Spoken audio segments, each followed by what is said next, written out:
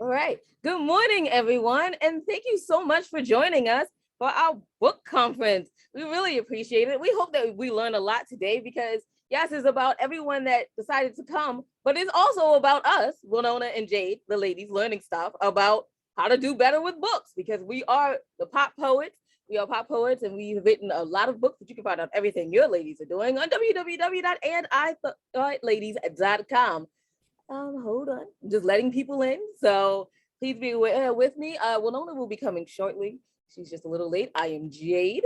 And our first speaker is here. We'll just wait for her to join on in. So I hope y'all have some good. Hi, how are you? I'm good. How are you? I'm doing wonderful. And this is our first speaker, Alexis. I'm just gonna let you introduce yourself. Take it away. Hi, I'm Alexis Williams. I'm the owner and editor of New Millennium Writings, which is a literary journal. And I'm delighted to be here with you all this morning. Thank you so much for coming on today. Let's talk about how someone could get into a literary journal and what you think a lot of editors are looking for these days. Well, speaking only for myself, New Millennium Writings, we have no restrictions on content or style. We accept fiction, nonfiction, poetry, and flash fiction, which is 1,000 words or less.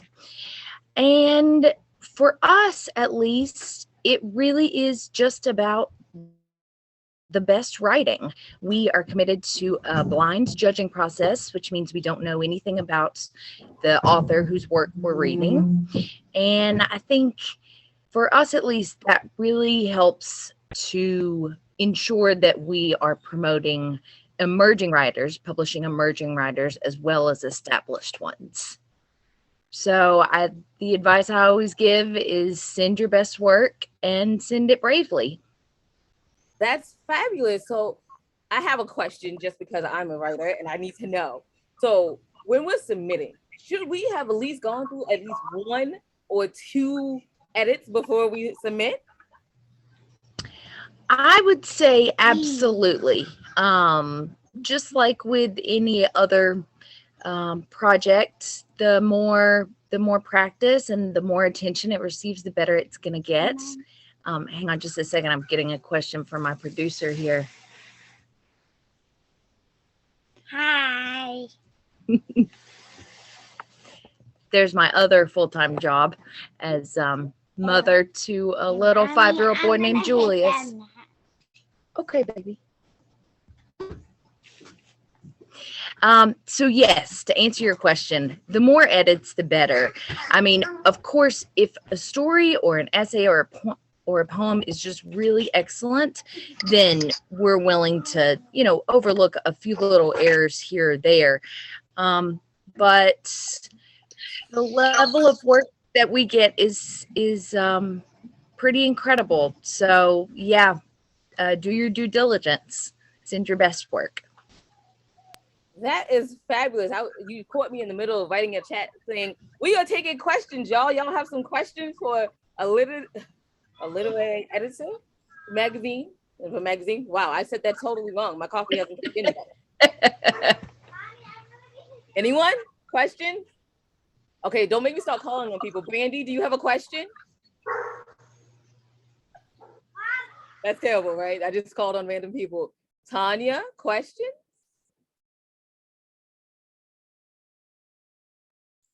I'll ask a question. Good morning. Go ahead. Good morning. Tracy, questions. Good morning. This is Tracy. I feel like you just thrust us into the mist here. Where's the easement and the get to know you and the happy hour cocktails? I guess those aren't till later.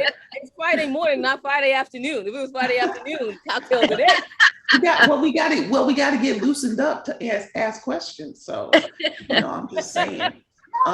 Anyway, good morning, everybody. I have a question, I guess. Could someone address the different ways agents and editors are liking to be contacted in these times? there's, I could certainly, offer a little bit, but, I just thought to get things rolling, what are the ways and means of reaching out? Fabulous question. Alexis?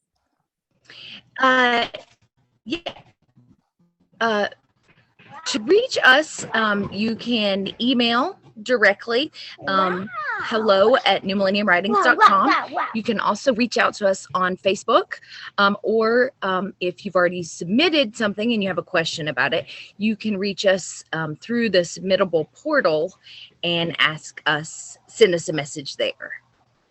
That is so wonderful. Thank you so much for that. Just a follow-up, are there any things to keep in mind when using submittable? It's a lengthy, I looked through it and I wanted to kind of gather everything for it, but I didn't want to really get into it and be not have something that I really needed. So submittable is, I'm sorry, excuse me just for 1 minute. I'll be right. For anyone that doesn't know, submittable is how most agents and editors are receiving their materials. You upload your entire manuscript.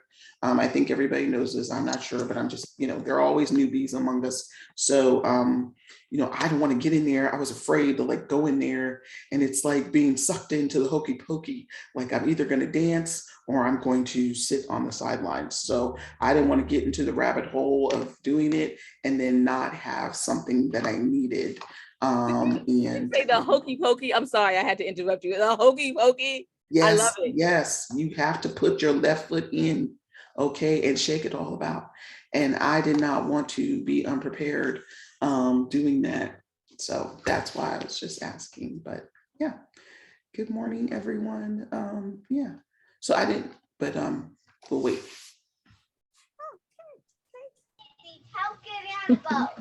Thank you all for that. And then I need help getting on the boat. Hey, Josie, you can wait or you can just help yourself, okay?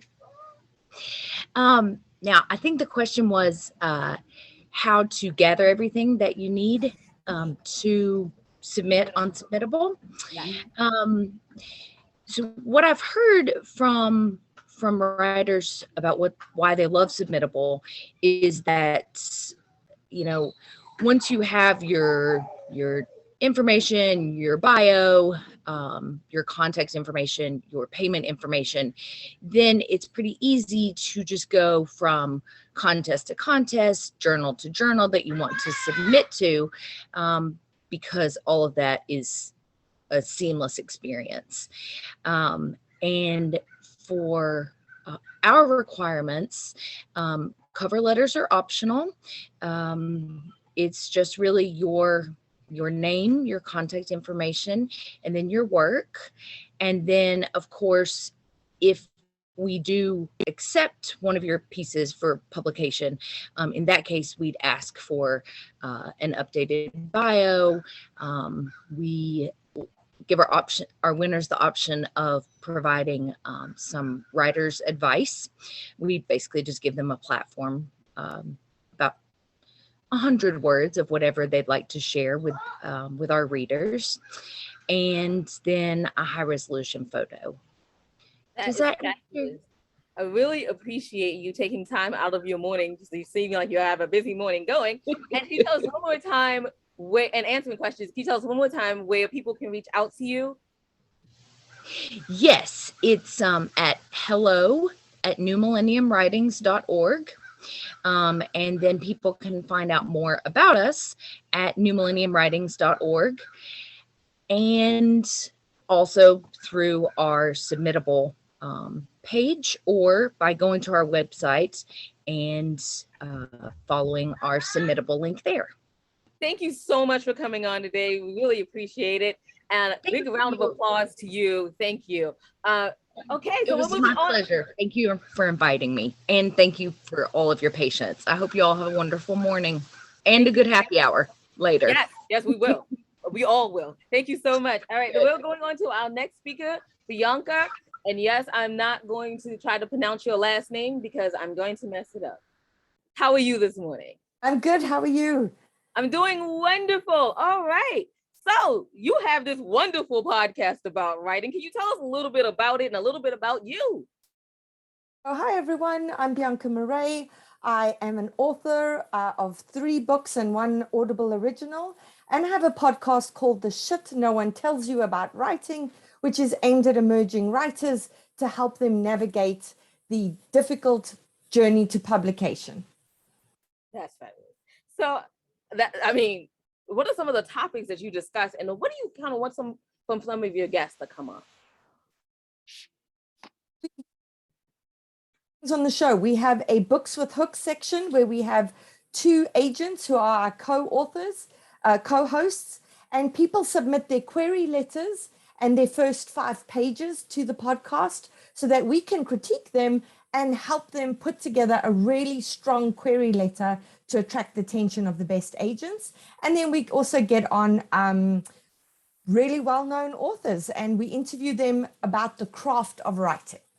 That is fabulous. And I know that you have something prepared. I just thought I'd ask a couple of questions just to get it warmed up. Please go ahead. Today is 10 things you need to do in order to have a successful writing career. Now, the most important thing is butt in the chair.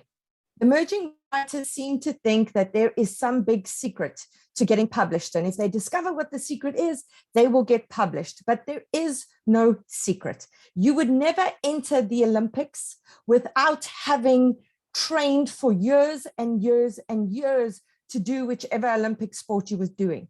And writing is exactly the same.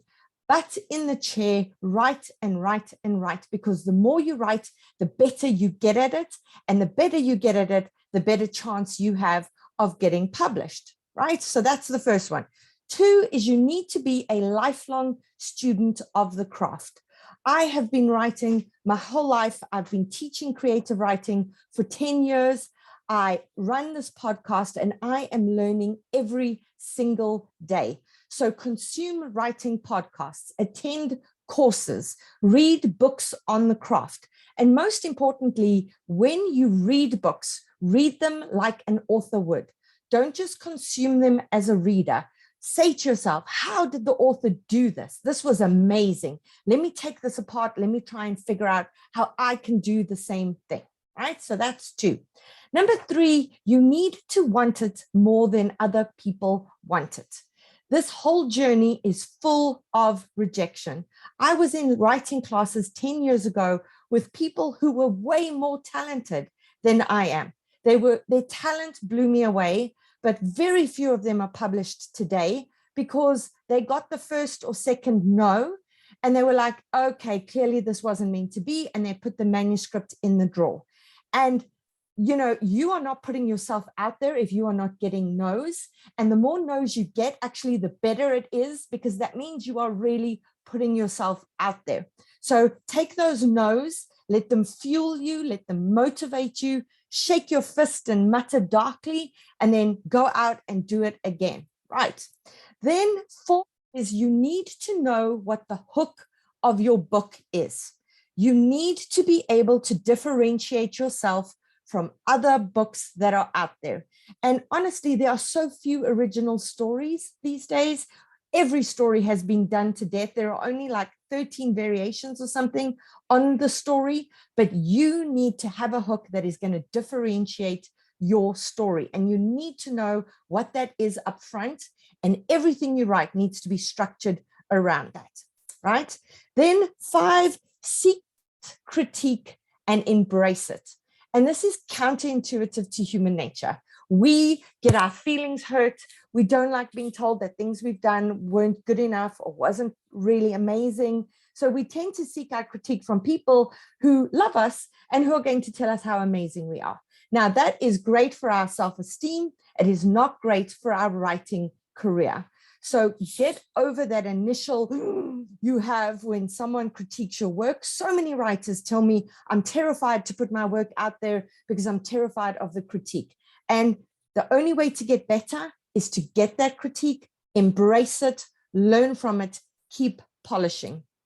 Then 6, know what your genre is and know how to position your book. If you want to get traditionally published, even if you want to be self-published, you have got to know what genre you're working in.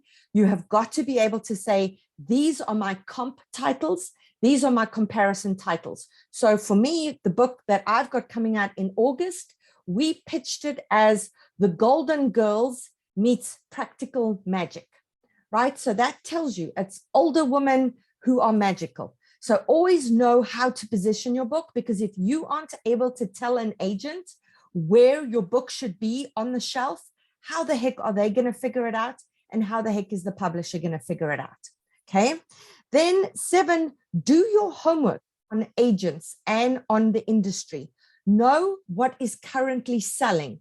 Know who is buying, who is, which agents are representing what. You can join Publishers Marketplace. It does cost you, but you can do it just for a month.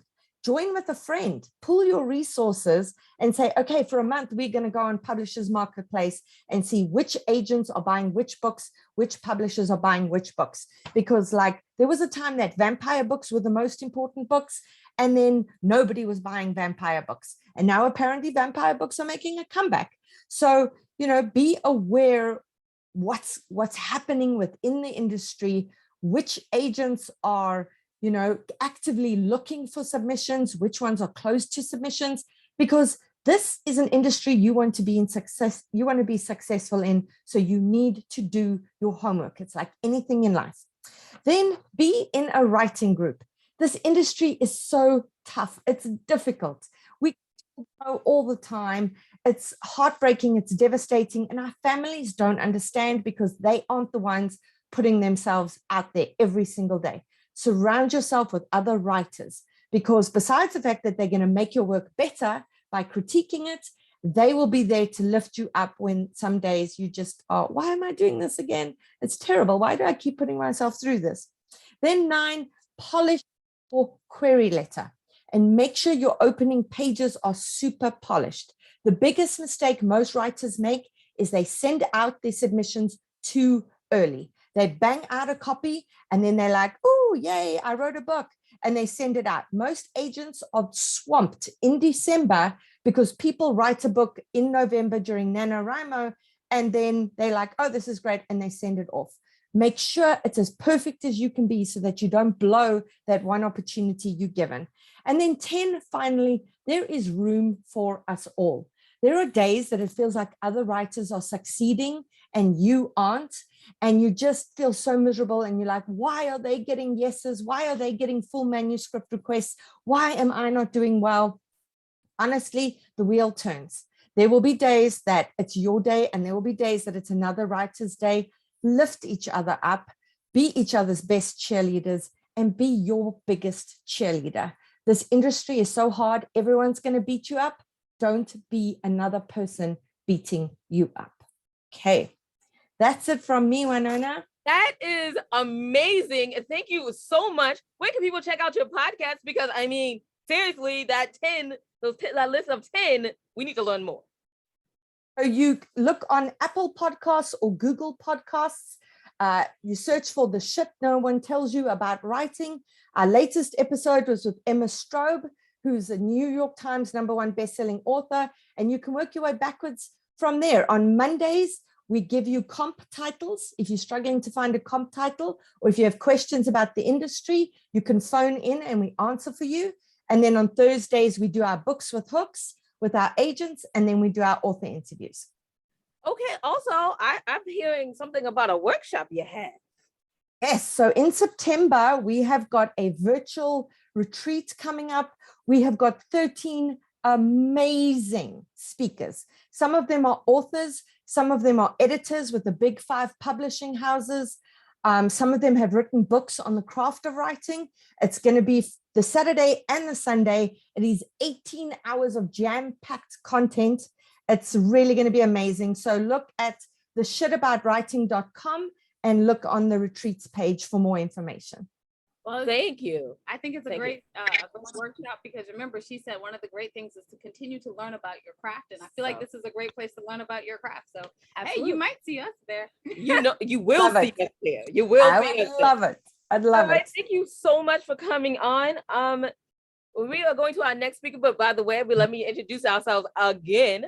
I'm Jade. This is Winona. She was missing at the beginning. We're the ladies, and you can find out everything your ladies are doing on www.andithoughtLadies.com. If you have questions for Bianca, Okay, you can put them in the chat. Yes, absolutely. And we're going on to Rebecca. Rebecca? Mute. Oh, can you hear me? Yes, hi. Sorry. Yay. How are you doing this morning? Fine. How are you? I'm well, thank you. Sorry, I didn't realize that my mute was on. No, that's not a problem. That happens to like everyone. Yeah. In fact, I was just about like check and make sure she can hear us. So we're still not on mute. right, because everyone knows by now, Zoom and mute. That's just how it goes. So, tell us a little bit about you, Woodhull Press, and take it away. Sure. So I'm Rebecca Dimian. I'm a writer, an editor, a teacher, and a conference director at Woodhull Press. I have a couple of books coming out next year.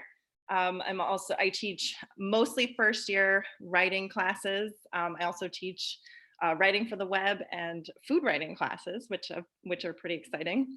And yeah, I'm here this morning to talk about Woodhull Press Writers Conference and the value of attending a conference. Do you want me to just kind of get into my spiel or should, yeah, okay.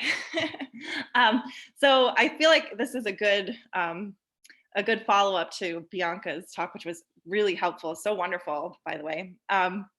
So the first benefit to attending a conference is, of course, I think the obvious one, networking. You know, whether you attend a big national conference like AWP, or you want to find a conference that's a little more small scale, the one that I run is put on by an indie publisher, by Woodhull Press. I've also worked and run other small local conferences, which can also be just as beneficial. But networking, of course, who can you meet? You know, maybe you might connect with an agent or an editor, a publisher, somebody who might be interested in your work, or maybe you meet a fellow writer who, you know, works on some similar things, and you can have that really invaluable connection.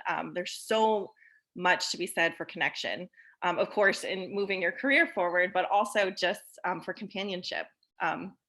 It's so important, kind of echoing what Bianca was talking about, having, you know, a writers group, a writers conference, attending a writers conference. You can meet people potentially who could become friends, who can become, you know, your writing buddies that you could form your own little writing group with. And it is so important. You can find that potential companionship and support by attending a conference.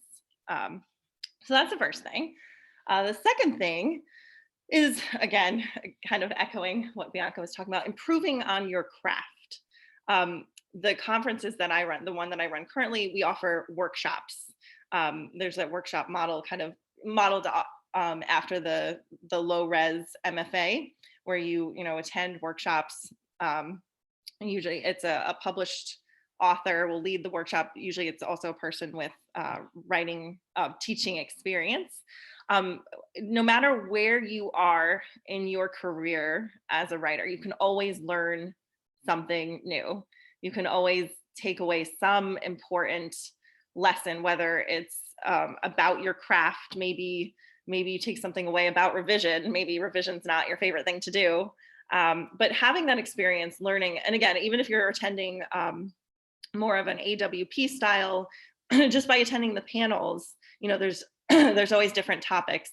You can always learn something, not just about your craft, but about, you know, perhaps marketing, you know, how best to put yourself out there as a writer, you know, learning about social media, you know, how can I create a presence, a strong presence online? How do I build an audience and really kind of solidify a platform, you know, depending on your genre. That's really important. You know, when you go to pitch an agent or, you know, submit to a publisher, if you're going like an indie publisher route, one of the things you have to be able to answer is, you know, what is your platform?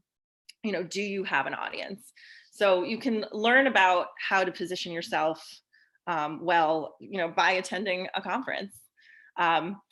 And then finally, the other, I think, big thing about that you can take away from attending a conference is having fun. I feel like, especially lately, the world, I feel like, is so stressful.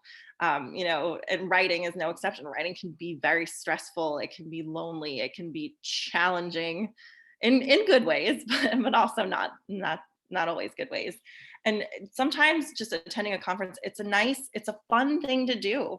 You know, you're not just learning, you're not just making connections for yourself, you're enjoying yourself. You know, learning can be fun. And even if you don't necessarily learn as much maybe as you wanted to, you're still taking something away by attending a conference and hopefully enjoying yourself, maybe relaxing a bit. I've been a teacher for almost a decade, and I still really enjoy being a student sometimes. It's nice to kind of sit back and, you know, listen to somebody else impart their wisdom and their experience. And I love that. So even, you know, as a conference director, one of my favorite things is to be able to kind of pop in on different workshops and listen to the seminars that are taking place and really kind of absorbing the keynote. You always take something away, and it's also just nice to kind of sit back and just, you know, take it all in and absorb it and process it. And then, you know, I will say oftentimes conferences can be a little bit overwhelming. Certain ones, especially if you're going to one like AWP, which will take place over the course of several days, you know, it can be a lot, it can be exhausting. So it is always important to keep in mind, you know, take some time for yourself, take time to decompress and just like really truly absorb everything that you're experiencing while you're at the conference. And then oftentimes I think it might even be a few days afterwards when you get struck with, you know, an idea. I mean, a lot of times when I've attended conferences in the past, I feel like I'll get an idea that'll just kind of like pop in my head and it'll just be percolating over, you know, the hours or days of the conference. And then like the next week, it might be like, yes, oh my gosh, that's it. I was stuck on this scene in this book that I'm writing. And now I know, like, I just have this epiphany. You know, so whether you're attending to get those kind of moments, those insights, or just kind of have these more slow burning kind of little kernels of wisdom, I think there are so many different things that you can take away. And of course, finally, I just was, as I'm talking, I think it's important to know what you want going into a conference. Like, what do you want to take out of it? What do you want to take away from it? You know, are you attending this conference because you want to make connections? You know, are you looking to maybe meet an agent or connect with an editor or publisher who might be interested in your work? Is that your number one goal? Or are you attending because you want to improve on your craft and you just want to, you know, be a student for a little bit? You want to just kind of take a break from the everyday and just immerse yourself in, you know, a productive writing focused environment. And if you have, yeah, sorry. Thank you, Rebecca, so much. Where can people find out more about this conference that's coming up and about you and your writings? And also, if you wouldn't mind putting that link and stuff in the chat, we would greatly appreciate it. Yeah, absolutely. You can follow me on Facebook, just Rebecca Dimian, and I'll put my name on there. I'm also in the process of building, making some changes to my social media and my website, but basically RebeccaDimianWriter.com is my current website.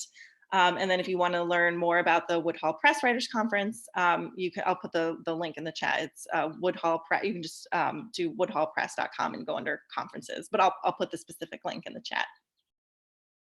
Thank you so much. Thank you so much for coming on. We really appreciate it. Our next speaker is Darcy.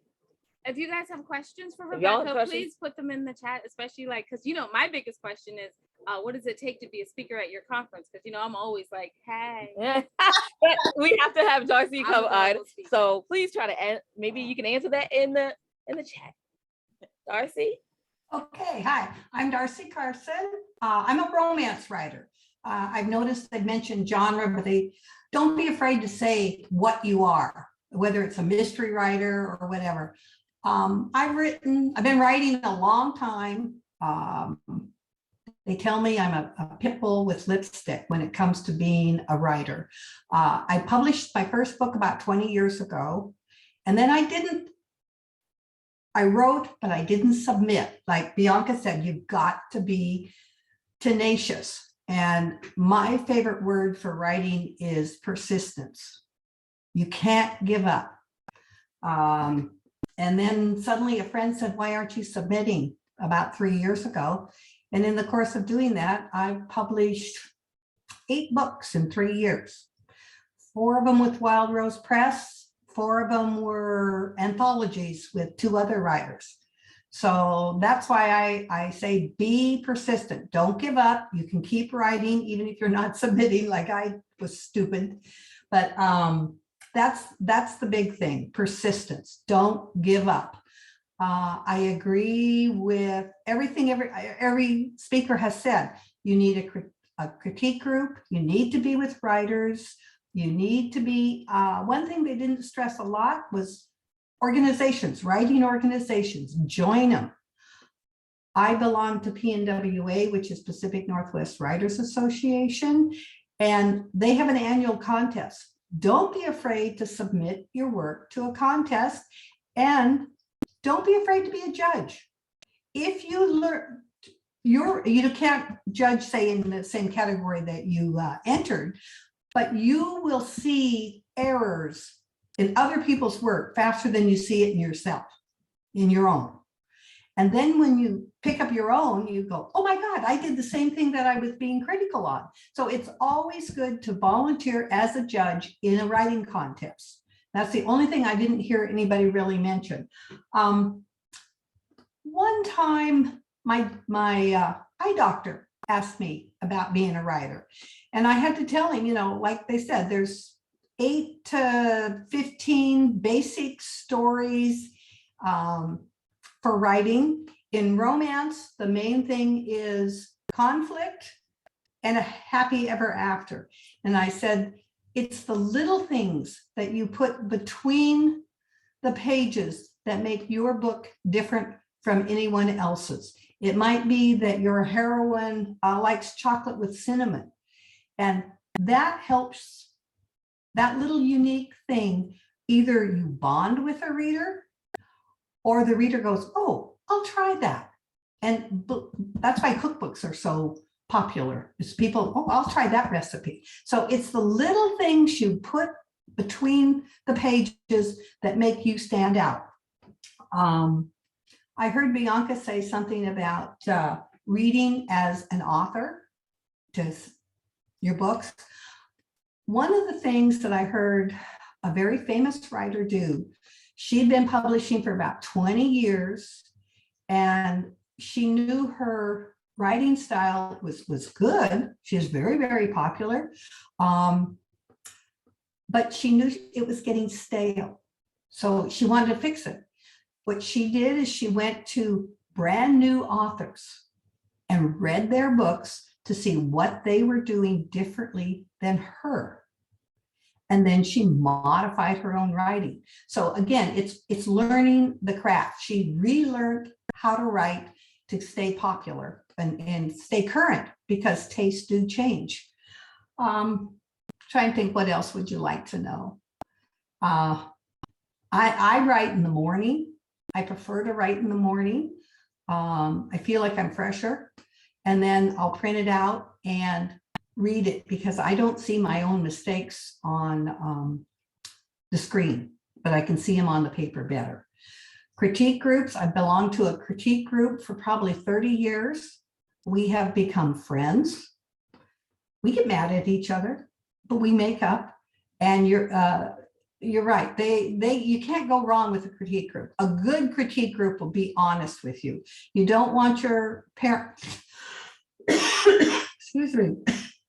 You don't want your mother telling you how good it is, or your sister. You want someone who's going to be honest, and it hurt. It might hurt. It's work. Writing is not glamorous. It's work. But the payoff is wonderful when you get the right story and those people come alive. They become your hero, and your heroine become your friends. So I think I would probably do better with some questions. So if anybody would like to ask questions, just let me know. I don't know if I'm fabulous. Yes. Anyone questions? Don't make me start calling on people, because y'all know I did it earlier today. We just say, so as far as romance goes, how important is it to make sure that people fall in love with the romance between the characters as much as they fall in love with the characters themselves? It is a relationship book. So the characters are, you got to like the characters first. And I have a tendency myself to write, they'll either love the heroine, hate the hero, and I have to go back and soften him, make him more, not physically attractive, but emotionally attractive. Does that make sense? Yes, it absolutely does. Yeah, and in my first draft, usually one of the characters nobody likes. And then that's what a writer does. You just edit and revise until you get it right.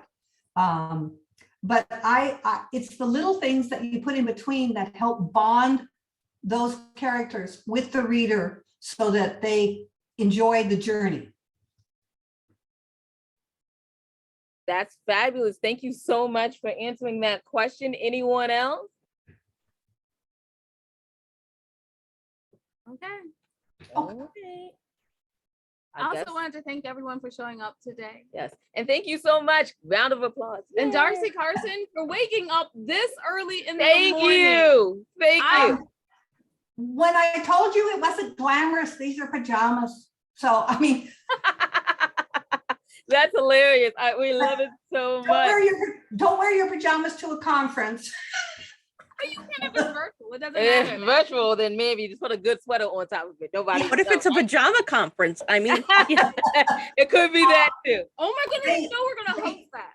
Yeah, they used to do that. I think Romantic Times used to have a pajama party late at night, so you can wear pajamas occasionally. So, but if question real quick. I remember when we interviewed you, you said that you have forgotten more than most people had learned. So I just want to know, how do you keep your writing fresh, and how do you keep going? Okay, one of the things that I'm doing right now, I wrote a Regency years and years ago, and that was when the heroes, the alpha hero was in existence, and they would literally, grab the woman by the hair and drag her off to the cave. That's one of the things I'm taking out. I'm rewriting it right now. I'm halfway through, and it's just making him more likable for today's audiences. Does that make sense? I'm a linear writer, so I have to do first scene, figure out in my head what that first scene is going to be, and then whatever happens, the scene sequel, go on and on and on. But 20, 30 years ago, the heroes were not always nice men. And I'm rewriting the whole thing. She's okay. She needs to be a little smarter, and he needs to be a little nicer. But that's how I do it. That's fabulous. Thank you so much for coming on. We really appreciate it. We will move on to our next speaker. I did have one more question. Could you also put a link to you and how to buy your books in the chat if possible? Okay. One thing I'm learning, I've got about 9 books on Amazon, and right now it only brings up 1 book at a time, and you have to know the title. So I don't know what's going on with Amazon. So I can put 1 link on and kind of go from there, if that's okay. 1 link is fine. Thank you so much. Or the link to your website. Or the link just directly to your website, because then we can find out all the things. I can do that. I'll do that. Fabulous. Thank you so much. And our next speaker is Our next speaker is Craig Martel, and it's a pre-record, so give us one moment and we are going to share our screen and get that started for you.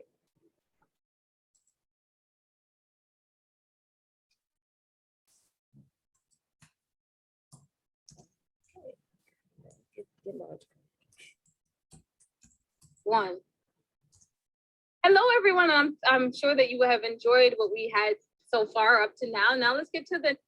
So you can find a match where you Apparently, we just took I the, do we have did a the lot of wrong books. one. I have over 6 million words published. But one thing that I've learned is about marketing is you have to have the right attitude. And that attitude starts with believing that your books belong there. Jump on Amazon, look for books that are similar to yours. And no matter what you write, you will find something that's similar. And if you've published anything with your fans, ask them what books might be similar to yours or what that they were thrilled about with your book that they were thrilled about with other books too. So you can find a match where you may not know one exists. Take that, and if somebody's read your book and said it's like this one, that's a great vote of confidence. And that should help bolster your confidence when it comes to the approach towards marketing. Because you got to believe, you have to believe that your books belong there. And you can look at your first. Okay, yo. So we're having a little bit of technical difficulty. So Brandy, if you wouldn't mind coming on and doing your character development while we take care of this. Sure. Can I share my screen? Sure, absolutely. Okay. Just give us a second. Technical difficulties. We'll make you co-host. Welcome to Technical Difficulties. This is your podcast host. No, Yes, pretty much. It's true. All right. And you should be able to share your screen now. Awesome. Let's see. Where is the screen that has what I need? I've got too many screens open, y'all. That's a fact. All right. Let's do this.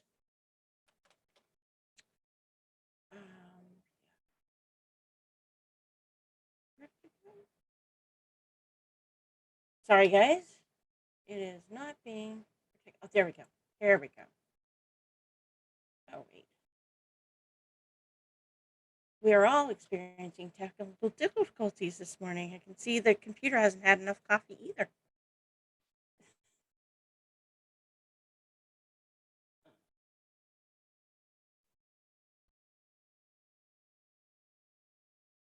All right. You know what? I'm just going to hunt and I'll just talk about it instead of doing what I was going to do. So that the show goes on. And this is going to be about creating believable characters. All right. So the key to believable characters is understanding why people act the way they do. So there are two primary drivers for all behaviors: needs and beliefs. And here's how that works. We have a need. Our brain has a belief about how the best way is to meet that. It triggers an emotion. The emotion leads to a decision. The decision leads to a choice of either action or speech or both. So it's the need that drives the belief, that triggers the emotion, that leads to the decision in how we act and speak. 70 to 99% of this process takes place in the subconscious. The stronger the emotion, the more the process is handled by the subconscious. The person doing it, not even aware of the process. So believable characters have a past, and it's that past that leads to the beliefs that trigger the decisions. The majority of beliefs are formed from conception through age 22. From 22 to 27, the brain tests the system to be sure it's working. Our brains literally operate on a belief-based operating system. If we do not believe it is possible, we literally cannot do it. So the past never stays in your past. And it's also why triggers happen. Triggers are us tripping over things that happened in the past that we haven't dealt with. Out of the past comes the present. The past forms our beliefs, our goals, our motivations, our habits and gestures, and our likes and dislikes. So knowing the past of a character is really crucial to creating a believable character. The power of beliefs. If you don't believe it's possible, your brain will reject all evidence that it is possible, and you won't be able to achieve it.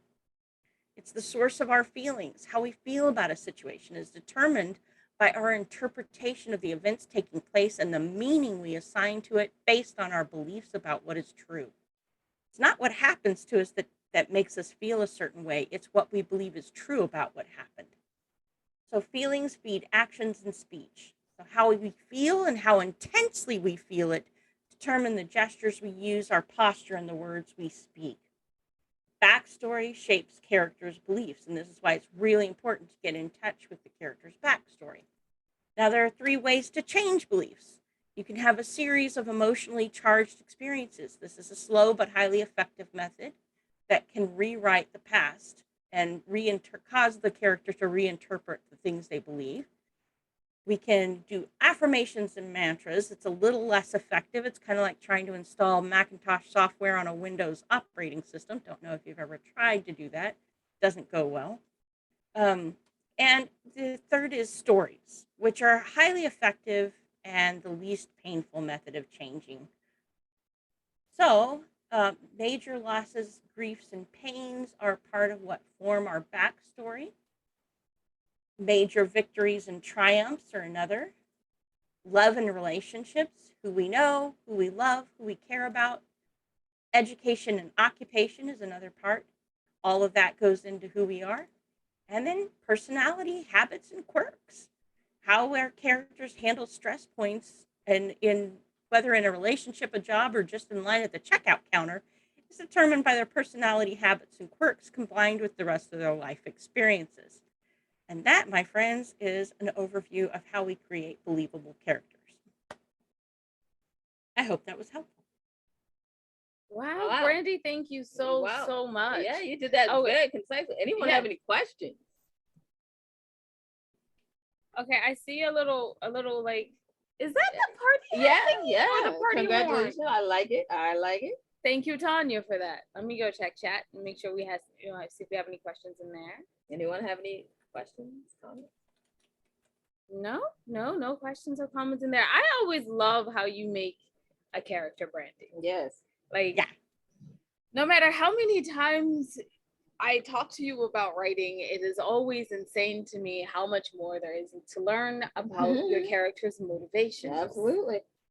Well, I will say better that the benefit of learning how people think so that you can represent it in a character is that you end up being able to predict people's behavior in real life.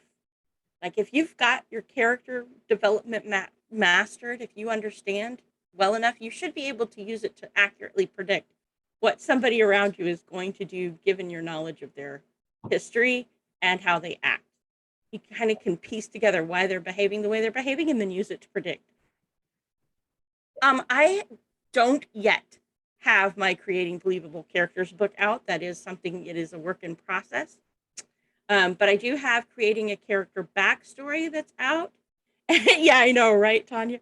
And it is actually will help you put together the backstory of why this character, what their history is, who they knew, what their first love was, what, just little pieces together that you can then assemble into helping you understand more about what this character will likely do given a situation.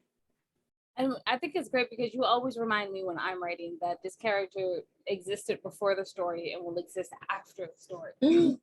Yes. And like, you have to figure out what they did in between there and if their motivations have changed at all. And I love that. It really brings a story to light and it really makes a story come to life. Full circle. Yeah. It makes a character like really like a full person. Not exactly. Just right. If they don't have a backstory, if they just literally started the start of the story, they don't have any motivations. They don't have any goals. They don't have any aspirations. So they're not going to have a character arc to give to the reader. So you kind of have to have that backstory because the backstory is what informs the current story. So, all right. Thank you, Brandy. If no one else has any more questions about character development, I know those out there who are writing your book right now, I know you should probably be wanting to ask about how to make those characters shine, because they are a huge part of a story, next to the plot, of course. But then again, I'm a heavy person that believes in plot. Any more questions? All right, when you get that book out, please let us know. Go ahead, and can you put your information in the chat? I certainly will. All right, and say it one more time. Oh yeah, can you tell us where to find out more information about you? Yes, I will indeed. You can visit my website at writeyourbook.com or writeyourbook.today, not .com. And then I will put a link into the chat so you guys can find me.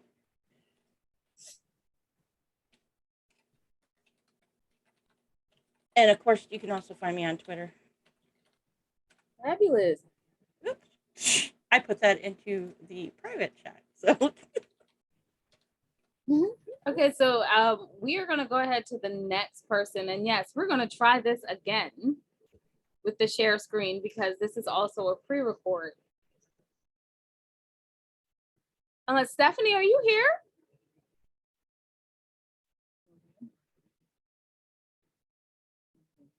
Stephanie? Okay. Well, then we'll go ahead and do the Stephanie just joined. Yeah. All right. So did you want to do a pre-record, or do you want to just speak live?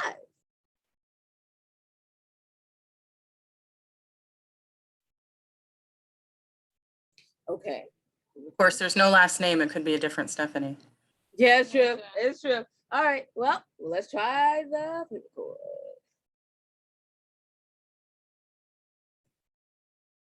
Let's hope for the best this time, y'all. Hello,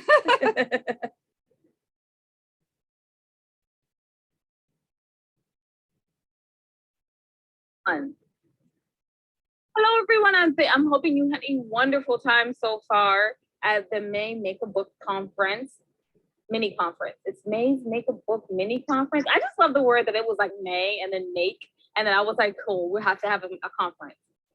Sounds good to me. You just heard from Brandy Miller about developing good characters, and Brandy, you always do an amazing job. I hope you guys took good notes. Now we're going to hear a bit more about the practical side of the business of after you write a book. So we've learned about how to develop the characters while you're writing. Now it's the business of writing. And we have with us Stephanie, and I'll let her say her last name and introduce herself. So Stephanie, it is all yours.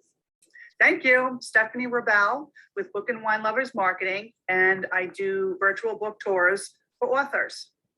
What's your virtual book tour? Oh, I didn't know you wanted any. Authors. I get authors, their books, interviews. Okay. Authors interviews with podcasts, YouTube, even with publishing companies. Excuse me, even some live streaming TV shows. It just depends on what the author is actually looking for. Some authors want just reviews. Some authors just want, which I call a media tour, which is just all one-on-one interviews over the, over the internet platform. And some want a combination. That seems to be the best-selling one, is a combination of both. They want a little bit of reviews and a little bit of one-on-one interviews. So when you say one-on-one interviews, what kind of interviews are we talking about? Because there's more than one type. There's the one that we're doing right now, and then there's another one. Can you tell us a little about each side? Okay, there's all different kind, like you said, there's all different kind of interviews. I mean, some could be one-on-one like we're doing right now. Some could be where there's a panel of, say, 4 authors, and they all get to talk about their book, or there's just a Q&A. Where authors can talk about their book and also ask other authors questions. With a podcast, most podcasts now, they'll do a podcast and they also tape it. So it could be a podcast in one area, and then it could be a YouTube video in another area.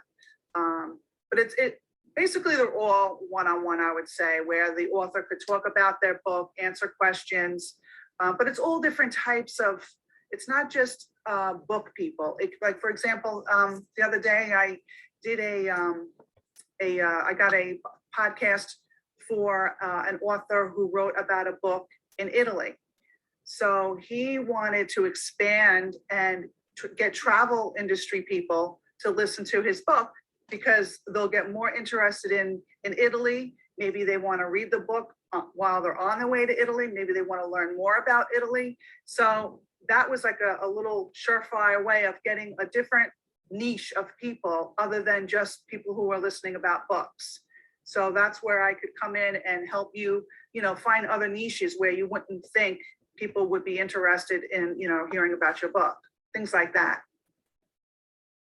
Okay, and if we're not excited about doing a one-on-one interview or a podcast interview, is there any option out there for the author who wants to safely sit behind their computer? Oh yeah, they could do where there's plenty of interviews where it's just a writing interview where they'll be sent a bunch of questions and then the author could just, answer the questions back. That could be like on a blog form. That happens a lot.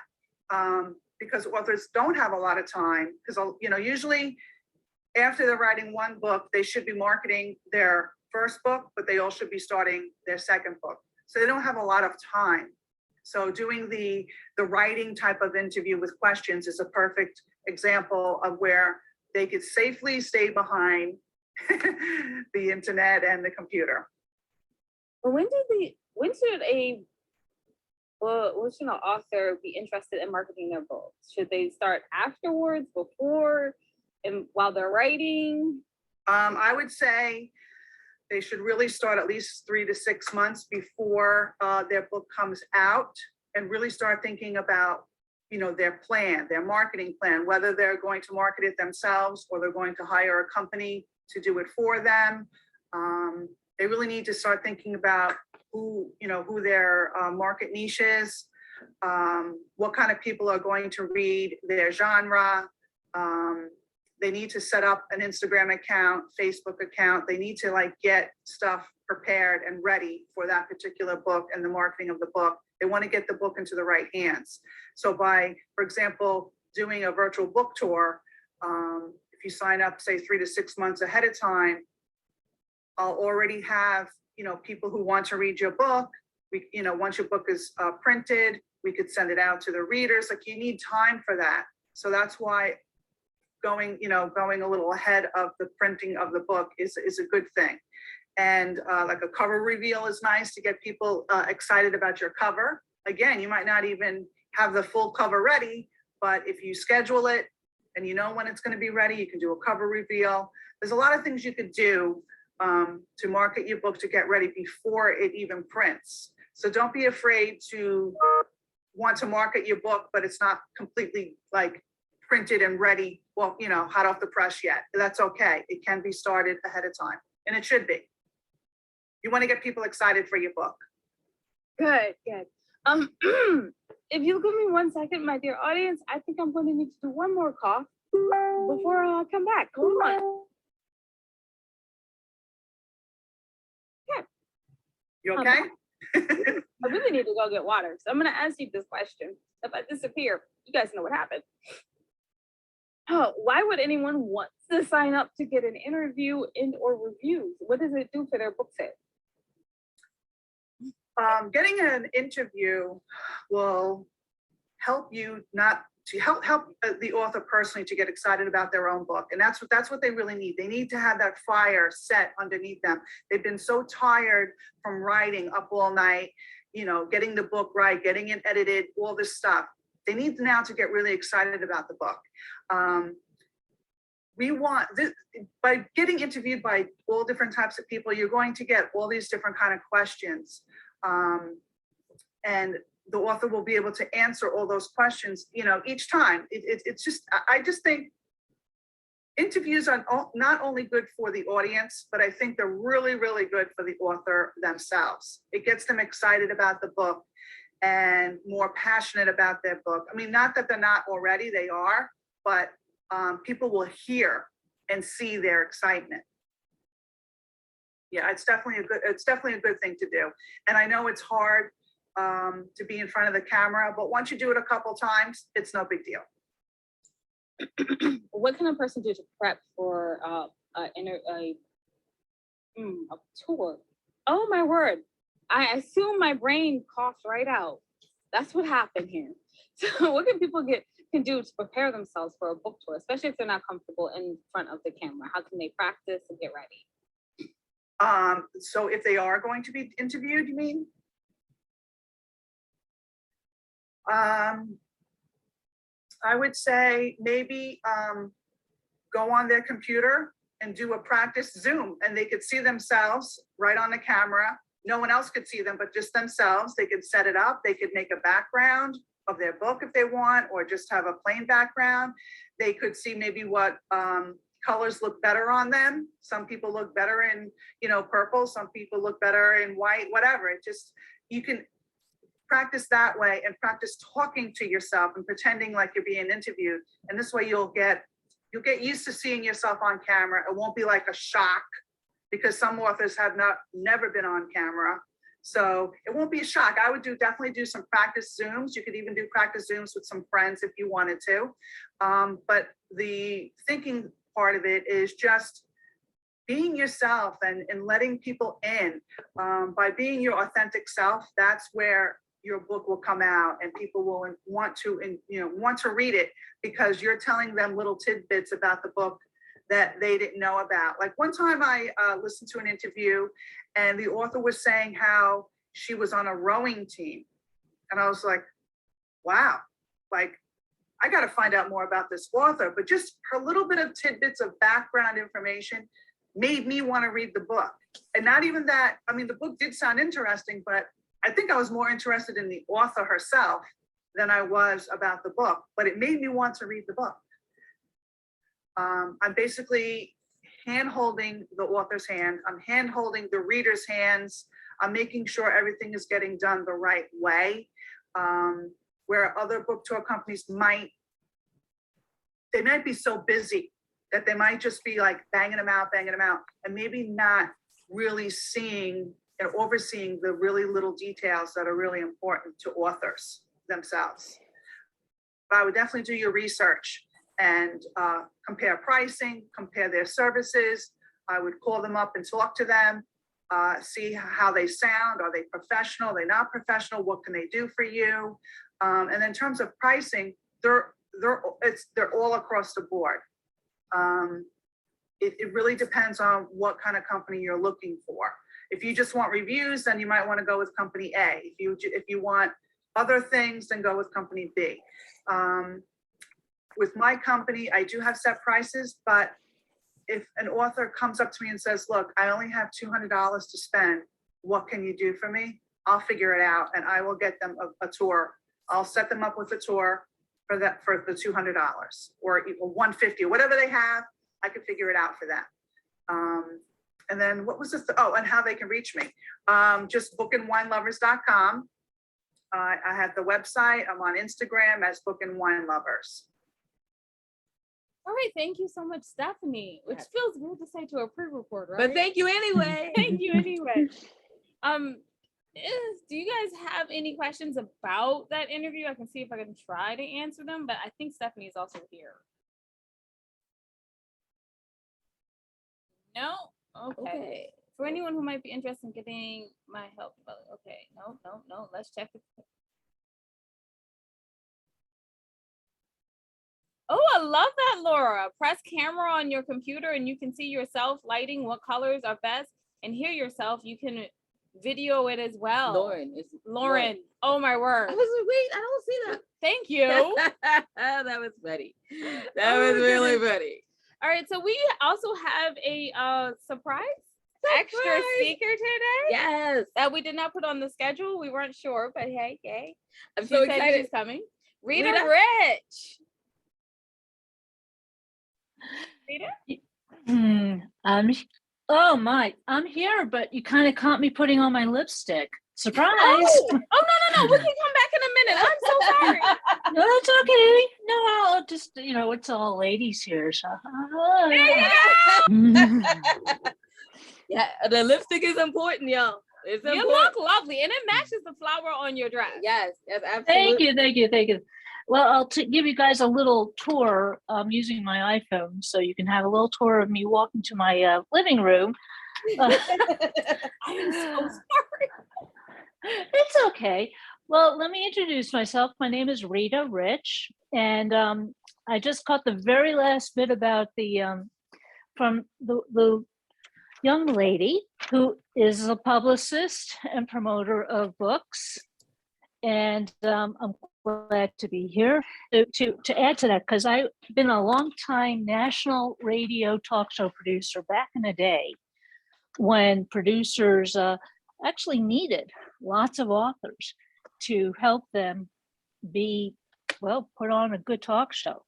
And I'm sorry that it's not as friendly for authors now, unless you've got a very stringent, strong political point of view. So I will tell you that I have worked with lots of people who go on tour with their authors, and that is from the 1990s. That tells you how old I'm not. That they actually used to go on tour, fly into cities, book more than one venue.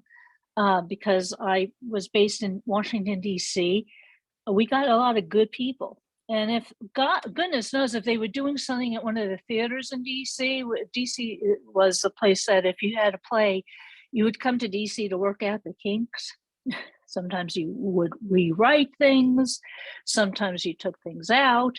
And then we got a chance to meet a lot of good, beautiful celebrities. And because it was a late night radio talk show, at one point, Larry King had the slot that the host that I worked with the most, Jim Bohannon, took over, get some really great celebrities. And they were legends. And we were fortunate. And if the legends came back after writing their autobiographies, like Carol Channing or Audrey Meadows, who was Alice on the Honeymooners, that we would see them. And it was a special thing to have somebody escort you to the talk shows and actually be in studio. Now there's less need for people in studio because of COVID, partially because of COVID, partially because of the way the industry is going. Everybody's remote doing their jobs. Even news anchors have home studios because I think the companies are figuring out they don't need expensive leases anymore. So being able to do your job, do interviews, get out there remotely is very important. And there's a lot of you out there. So how do you stand out above the rest? Well, you have to consider that it's very hard for people to just get into something that is not drummed into them day in and day out. Literature, unfortunately, does not have the same cachet as it did when there were, Arthur Millers or Lillian Hellmans out there of the 20th century. They were it. They were the only form of entertainers and entertainment, and they were the personalities. Let me see if I can try to stop moving my camera. So now you've got to try to find a peg. And a peg has to be something that people are hearing over and over again. And unfortunately, this week, it's children being killed by children in Texas, and guns and gun control. And if you can speak to that issue this week, somehow with your poetry, your literature, your personal experiences as an author growing up wherever you grew up, that's how you peg your story for this week. So you need to find people who can help you develop that peg and develop the skills of fitting in. And if people find you fascinating, somebody mentioned this, if I was really interested in the author, maybe I'd go to Amazon or, download the Kindle version. That's happened to me, but I'm a nerd. If somebody talks about their projections for world politics and they went to the U.S. Naval Academy once upon a time and I talked to them off the air, I might go on Amazon and download the Kindle version of their book because I want to see their projections and I want to read more. If you do a good, compelling interview, that'll drive people to your websites to buy books or, ladies couture. And that's what people will want to see and buy. So that's been my experience as a producer working with publicists. And I've been a publicist too. Writing has enabled me to change careers and find different ways to earn a living. And that's something that I've talked to you both and your audiences about many times. And because it's true, and I'm very lucky. You don't know how lucky we are that some of us writers can do things that mere mortals can't. And that is, say, have a thought, put it down on paper, and have it make sense. And that's very important. Having people who are good at editing is always good. Yeah, as good as you are, you always need that second or even third set of eyes to go over to make sure there's no typos, that grammatically things make sense, it reads well, and it looks well on the page or on the screen. That's important too. And some of your best friends out there, some of your colleagues are the best editors. So you don't see people as your competition, but as your collaborators, if you can. Can I ask quickly, what makes a good guest on a radio show? Because let's admit it, you have been a radio producer for years and you've interviewed many, many people. And what makes a good guest and what makes a bad guest? Just like two things. I will tell you what I learned very, very quickly. A good guest makes the host look good. Which sounds, vanity, where art thou? But yes, it's true. If a host is comfortable with you, it doesn't matter who the producer is. If the host likes you and you get along well with the host and you stroke his or her ego a little bit, and it's mostly a male game out there, unfortunately, that helps. If you can take a host's convoluted idea and find a way of explaining it better than he did, and just, throw tons of praise at that host, that helps. That helps. Oh, you really get what I was trying to do here.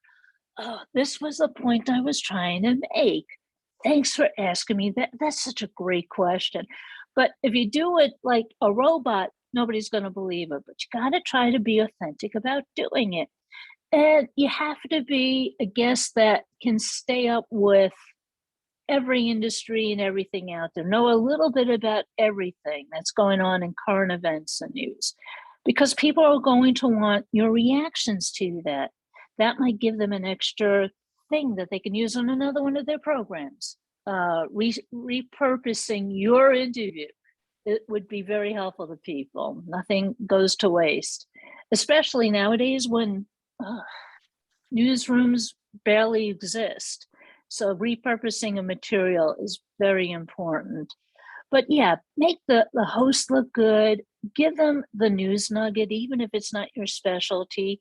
When Stephen King, the novelist, says something, people are listening and they're watching his Twitter feed. He's making himself relevant, trying to make yourself relevant to what's going on in the day. Sometimes you can't do that. You got to be wise about it. I don't expect an expert gardener to talk about President Biden's speech at the Naval Academy commencement, unless Joe Biden talks about gardening as urban gardening and U.S. soldiers around the world or something. It doesn't make sense, but make it make sense. If you're a gardener and you've got something to say about, the PFAS, which is the forever chemical and fire retardants, go there. I mean, just find the thing that you can hit on. And it's okay to stretch. If you write poetry about flowers and roses, but you are a community activist, the community activism is the news. That's important. People like to know how strong you are and how strong you're willing to take a stand too. Talk show hosts who put on guests who are afraid to commit one way or another about an issue. They're not, well, frankly, they're boring and they drop the ball. You hear crickets in the background. There's silence. Suddenly, there's no response the host can give. Do you know anything about what happened today on the Chesapeake Bay? Well, no, I just don't really care. It's not my life. Okay. Know where you're going to be speaking. And if you have a good publicist, they'll help do some homework for you. They'll help figure out that the host really does care about the dock and the flooding in downtown, wherever you are, or the fact that the Embarcadero is finally rebuilt, but it's got bad cement if you're in San Francisco, or the beignets really aren't the real food that New Orleans people care about. Maybe they like little crawdads better. Things that a publicist can help a guest achieve is doing some of that homework. Yeah, it's not to say the guest or the author, the expert, doesn't do their own homework, but sometimes, like I said, you need another head, another set of eyes, another brain. That helps. So don't be afraid. Thank you so much. I can go on and on. You know me, guys. Thanks for jumping in. And I was like, I want to, but then we do have another speaker. And I'm like, So we have to stop. But thank you so much for coming on today. and for the lipstick Yes, demonstration. and the lipstick demonstration. Because now I'm sitting here like, oh, I should have did it like her. I know, right? So if y'all have any questions, I'm pretty sure that Rita will stick around for a little bit and be able to answer your questions in the chat. And thank you for these tips. Oh, That's what Brandy said. says, thank you for the these tips. All right, so now we're moving on to our next speaker, Danielle. Hi, ladies. How are you? I'm fine. How are you? Good. I'm trying to get my, there we go. Maybe the camera. There we go. There's the camera. Perfect. Thank you. Hi. Okay, Thank you so so much. You're speaking to us today on how to get a podcast interview. More to get the interviews. I know everybody's kind of talking about once you've got the interviews, but how do you get it? How do you stand out a little bit? Because I know that as authors, we're all trying to stand out from the crowd and actually connect and get those interviews, because we're not doing as many in-book signings, in-store things. So it's a little bit more of a different way to connect with podcasts. And I think because I've done as many as I've done now, trying to stand out, I have a little bit of tips to kind of give on that subject. And the first thing, after talking to as many podcasters as I have, I've actually asked them, why'd you pick me? To find out, to help other authors. That's a great question. I like that question. Why did you pick me? So yeah, that's what I've asked them that you were given. And some of them have said, one of the big things I've gotten is they said, you actually had a headshot. And I was so surprised when I got that. I'm like, what do you mean? And they said, we've gotten a lot of authors and they don't have a headshot. And they said, when you don't have a headshot, I pass right by you. And when I asked why, and they said, because it shows you're not prepared. You don't have your own brand. You're not set up. And I thought, that's really interesting. I said, how many authors don't have a headshot? And they were like, you'd be really surprised how many give me a bio that's 2 pages long. I don't have the time to read that. And they said, when I say, can you give me a smaller bio? They then give me a 1 page. And I'm like, no, give me a paragraph bio. They don't even have that. And they said, I need something that when I'm on air, I can look and go, okay, here it is. They don't have it. And I'm like, okay, that's surprising. So my first thought was, I was a little guilty. I would give them a 1 page bio. They want something quick. They want a paragraph bio that has quick talking points. Here's your latest book. Give me one little sentence that's kind of quick, like here's a unique fact about you. So the biggest tip I can give you is have an updated headshot, and then have a headshot that kind of lets them know a little bit about the genre that you're actually writing about. I always give my typical author headshot. I've got my motorcycle jacket on. I've got my bright red hair that lets them know I'm kind of fun. And then I give one in cosplay of me as one of my characters. That lets them know I show up to all my interviews for my books in total Fae cosplay. And they know I'm going to be fun. I have my crown. I'm dressed as Queen Aurora. I'm ready to go. And that always makes them stop and say, oh, this is going to be a different interview. All right, I'm kind of in on this. So not everybody's going to do that, but let's say you're doing historical alternative history. Maybe go to the Renaissance Fair, have some knights jousting in the background. That's kind of a different take on a normal author picture. Have your usual one, but then do something different. Or let's say you're writing about your small town. Find out what makes your small town unique. Take a picture near a monument. Or if you're doing mystery, you're doing crime, do something kind of cool with a chalk outline, something different. Always have another picture. A chalk outline. Yeah, I've actually seen one. And when I was talking to a podcaster, they said it made them stop and say, I kind of want to know a little more about what's going on here. And it made them, stop and ask the author a little more questions. They wound up getting the interview because they were like, what's going on here? And they write mystery novels. And it got the conversation going because it got them going, saying, you know what, I want to know more. People who do horror, take a picture with Gothic architecture. It's all, you have to do something because they're getting inundated with requests for guests. So you want to you got to stand out. There's something. So it's we're lucky in Maryland. We've got Gothics because we're all about Sherwood Forest and Robin Hood and English stuff. And we got the National Cathedral, so we got the Gothic there. You have to sometimes be a tourist in your own hometown to figure out the best cool places. Exactly. And that's the best thing you can do, because you can wind up taking these really cool pictures. I'm from New York originally. I just transferred down to Charlotte, but I was right in Westchester County. So I could go to Lyndhurst Mansion. I've been to Terrytown Castle. I've taken pictures on the chessboard, different things like that, just to kind of give myself a little bit of an edge. I'm also a martial artist. So I have a big sword picture. Like I said, I'm a cosplayer. So I've done pictures where I'm dressed up as Harley Quinn, something. And I've gotten, my geek podcast, my nerd podcast with that picture. I send my martial art picture in and I get, my martial art podcasts. So you've got to kind of stand out in some different way. It doesn't always have to be so in on just the book. You work so hard. Some people want it to happen just like that.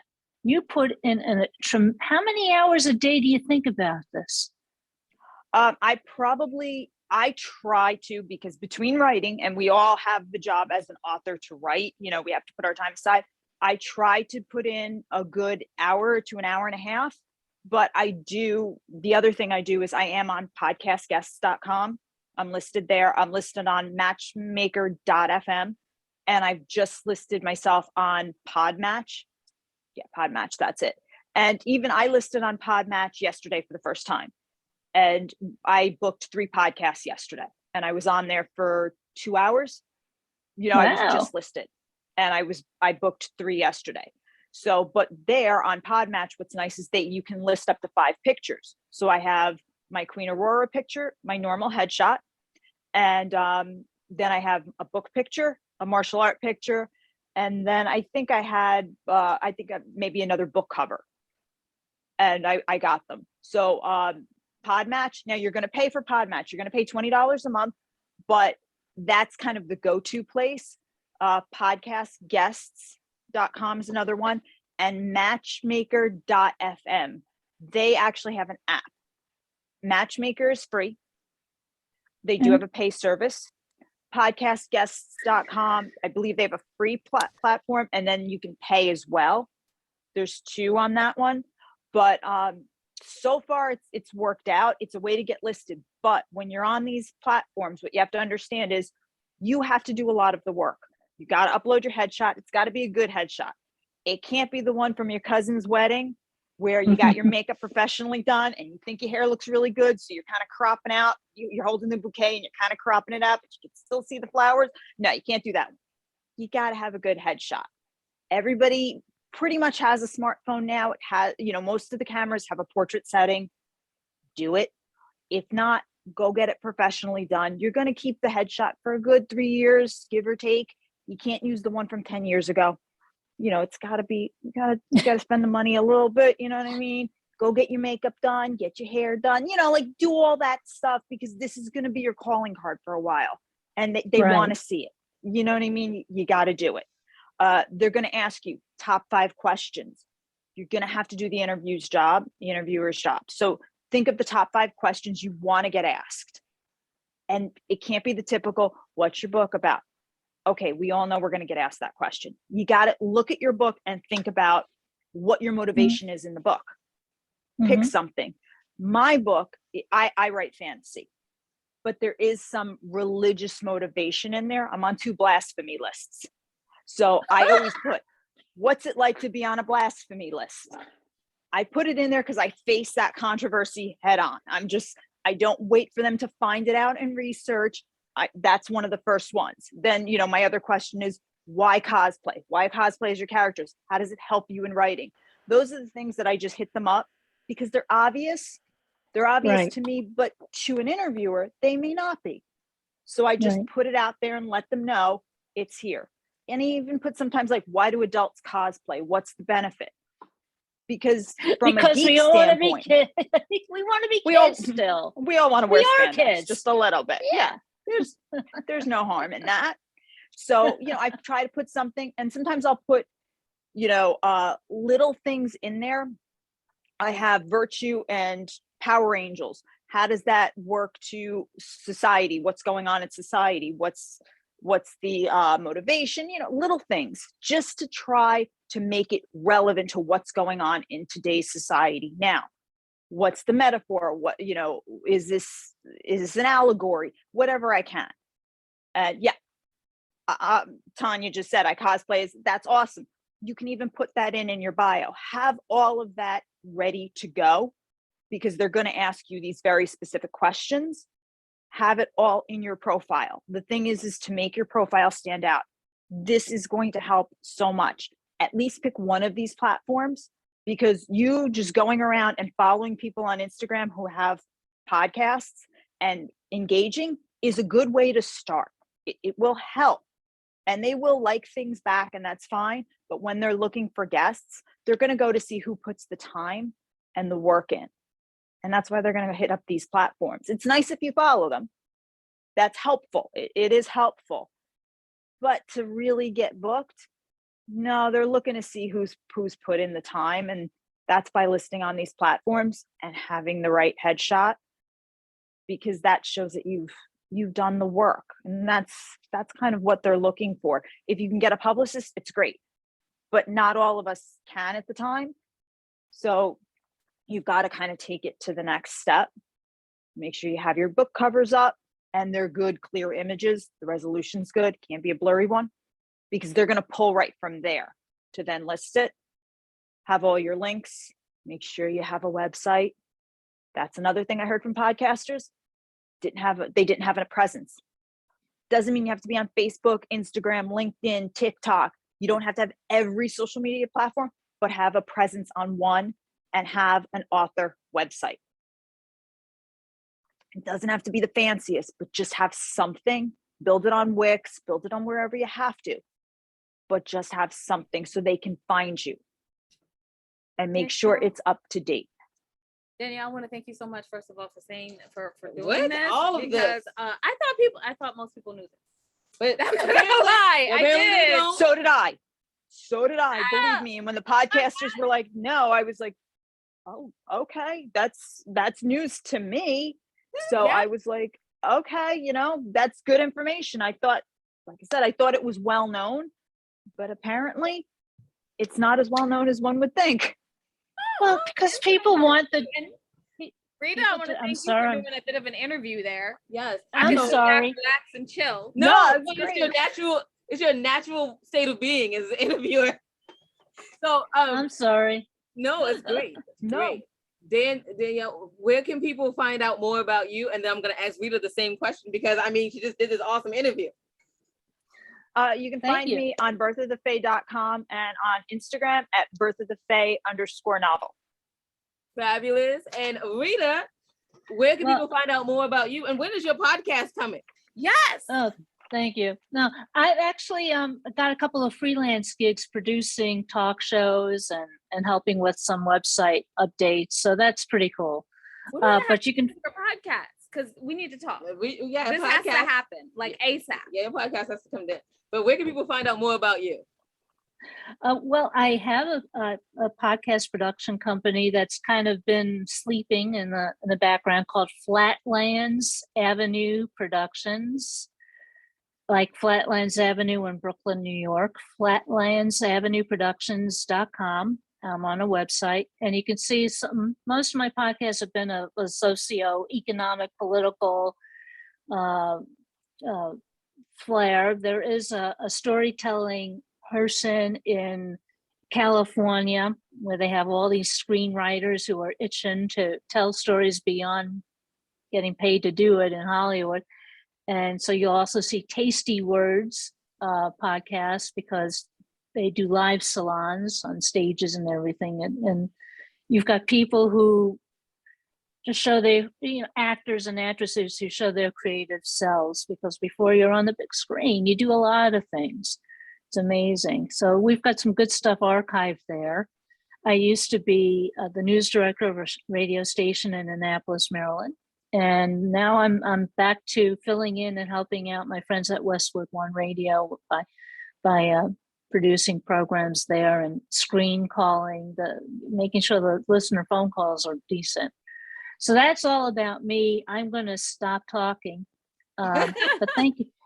And I'll put myself on mute because I'm sorry. You're right. That's what I do. I just jump in and ask questions. It is wonderful to have someone ask good questions. So thank you so much for that. All right, so we're gonna go on to our next I have guest. one more question for Danielle. Yes. Danielle, you're doing something really cool with your books. Can you tell us a bit about that and in like less than 2 minutes? Sure. I've been working on doing a video game. I can't say a lot about it. What I can say is that anybody who's thinking of doing a video game, from what I've learned, is you have to have a strong concept. It can't just be like, oh, I'm going to do a video game about my book. That's great. You have to hone it down to an event in your book and expand it from there. What I can tell you is console games take 2 years to develop, and that's not including beta testing. PC games take up to 2 years to develop. App games can take 6 months to a year, so that sounds a lot better. But once again, you've got to hone it down to a very specific event in your book and make sure that you can then expand the world from there. Find out if you want to do multiplayer, if you're looking to do singular player, figure out your audience. Are you looking to make it more toward kids, teens, how you're going to do it? And then from there, you really have to have a strong business plan. If you are not somebody who does business plans, get someone who does, because the research that goes into video games is extensive and there's not a lot out there. You're going to pay money for the research. And what I have learned is as much as you think it's going into developing the video game, more will go into marketing the video game, because to cut through the clutter, it's all in the marketing of the video game. So we are still getting it. We are doing an app game based on an event in book 1 in Locked Out of Heaven, where Los the Dragon steals the crystal and is bringing it back to Bloodhaven. So we are developing that right now. But what I can tell anybody is if they're looking to get into video games, you really have to figure out from that moment, am I doing a console game, a PC game, or I'm doing an app game? Who is my audience? And take it down to an event. Don't base it on your entire book. It's way too broad, but make sure that whatever that event is, you can then branch out and kind of go from there. But it's quite extensive. It's very exciting, but know that, you have to also know your role as the author, where you're going to go from there. Am I the world builder? Am I the architect? Or am I just letting them do it and licensing it off? Figure all that out before you take that step. That's wonderful. Tanya says to please put your IG in the chat. Yes, I just did that. So if they need it, awesome. I'll check it again. Thank you for actually just monitoring the chat during your entire speech. Yeah, well, appreciate that so much. Thank you. All right, now No we're gonna problem, move on ladies. to our Thank you next- so much. Yeah. Next guest, Maggie. I'm here. Hello. And Maggie is going to talk to us about how networking has helped her with her debut novel. Interview or speech? I couldn't remember. I'll do either. I mean, you can interview me if you want. I've got stuff to say. I know you have things to say, so Go for what you have to anything. say. We can interview you after you get your points out. Okay. Okay. Well, networking is kind of a, I guess I'd say a verb and a noun. Networking is the activity you do to kind of, I don't see myself speaking here. Maybe I should. Okay. Definitely speaking. We can hear you. Okay. Networking is kind of the activity that you do that makes contacts with people that can help you with your debut. And then, of course, when you have those people, that's your network. So that's the noun. I guess I released my book, Truth and Other Lies, in March of this year. And I started building my network probably 3 or 4 years ago, getting initially on social media and making contacts there. I'm primarily on Instagram, as Maggie Smith writes, WRITES. And I just began kind of making contacts with people that like books, book reviewers, bookstagrammers, other readers, other writers. I'm also very active in the Women's Fiction Writers Association. I am a podcast host for them. So I've done about 140 podcasts there. So I was just trying to build a writing community and to some extent a readers community. But initially, I think your network is other writers and people in the bookish community. And I think they kind of fall into 3 baskets, I guess. One is kind of mentors, people that are probably a little bit further along the line than you are. And those are people you might be asking for blurbs and endorsements. You might hire them to be editors for your book before you send it out for publication. You might take classes from them at conferences. So I did all of that. I had some really good mentors, Lisa Cron, who wrote Story Genius, I worked with as a coach. I took classes from Stephen James and Robert Degoni and Lisa Unger and a lot of bigger names that I paid to take classes from them and learn from them. So you have that as kind of a mentor. And then you have people that are kind of, those people are kind of teaching you about how to write and how to market. And then there's people that are kind of cheering you on. And those are your contemporaries who have maybe published, maybe not, but they're there to cheer your successes and shore you up when you're not successful and point you in the way of maybe mentors that might be helpful to you. They oftentimes are on your beta team. So you have a street team that reads your book ahead of time and will put up early reviews. They'll post about you on social media. And then when you do release the book, you have people that will help you. And those are early readers, influencers like librarians, bookstore owners, your publisher, team you hire. I hired a publicist. So you've got all those things going on. You're not just a writer that's releasing a book, or hopefully you're not if you want to be successful in the launch. You really need this whole kind of community. I guess it takes a village to launch a book, maybe is the way you'd like to say it. So that's my quick and dirty thing about networking. It took half the time. If you want to ask questions, I'm glad to respond to them. Well, thank you so much. I'm just gonna ask if Rita has any questions because she does like she was one of the Rita. She probably No, I'm trying very hard to let other people speak and ask questions. Oh no, Rita, just one question. Just one question, Rita. Just one question. I hear so many people, the last 2 guests that I was privy to listen to, there's so much work you all put into this. Yep. What else is going on in your lives and how do you get other people to cooperate?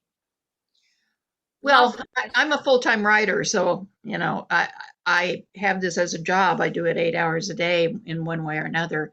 But how you get other people to help you is you give back to them. I mean, I described starting 3 or 4 years ago, I didn't even have a publisher. I didn't even have a completed book at that point. So I was actually shouting about other people when they would release books, and I would help them. And so I built up goodwill from that.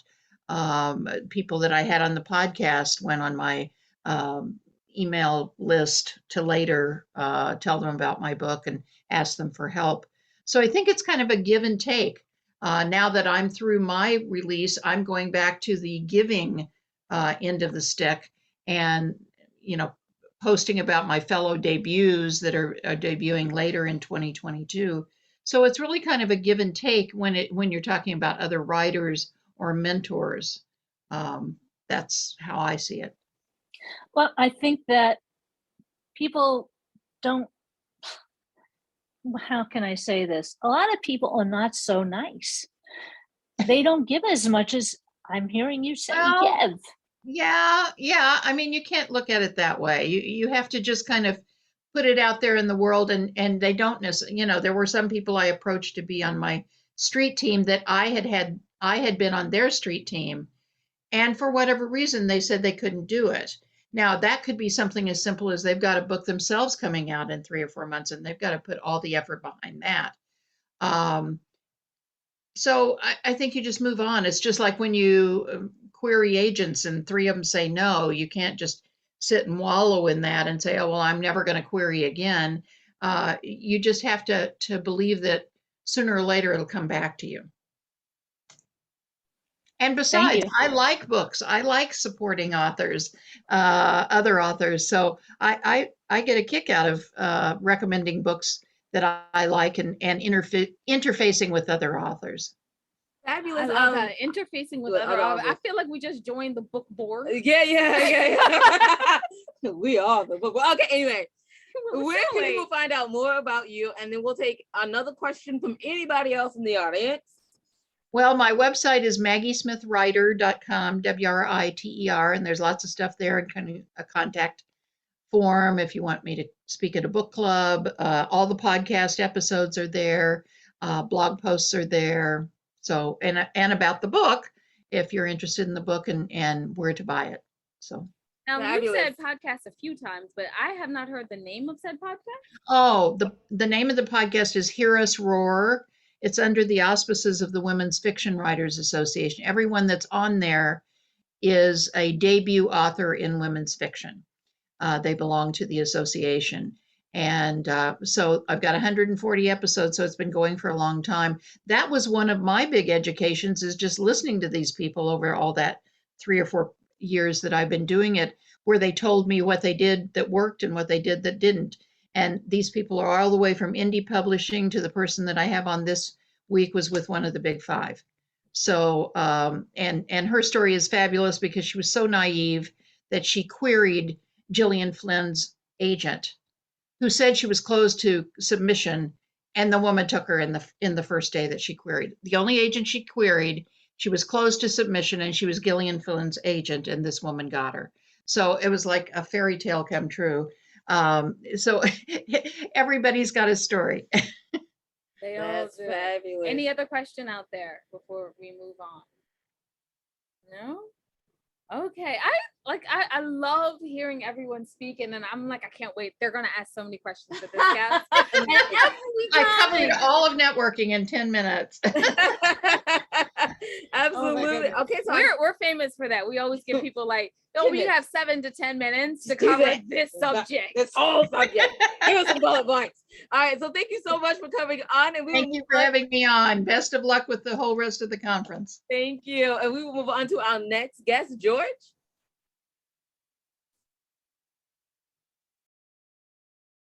All right, I'm unmuted now. How are y'all? I'm fine. How are you? Doing great, thank you. I'm going to build on a lot of what Maggie was just talking about. I'm talking about the importance of writing groups and my writing process.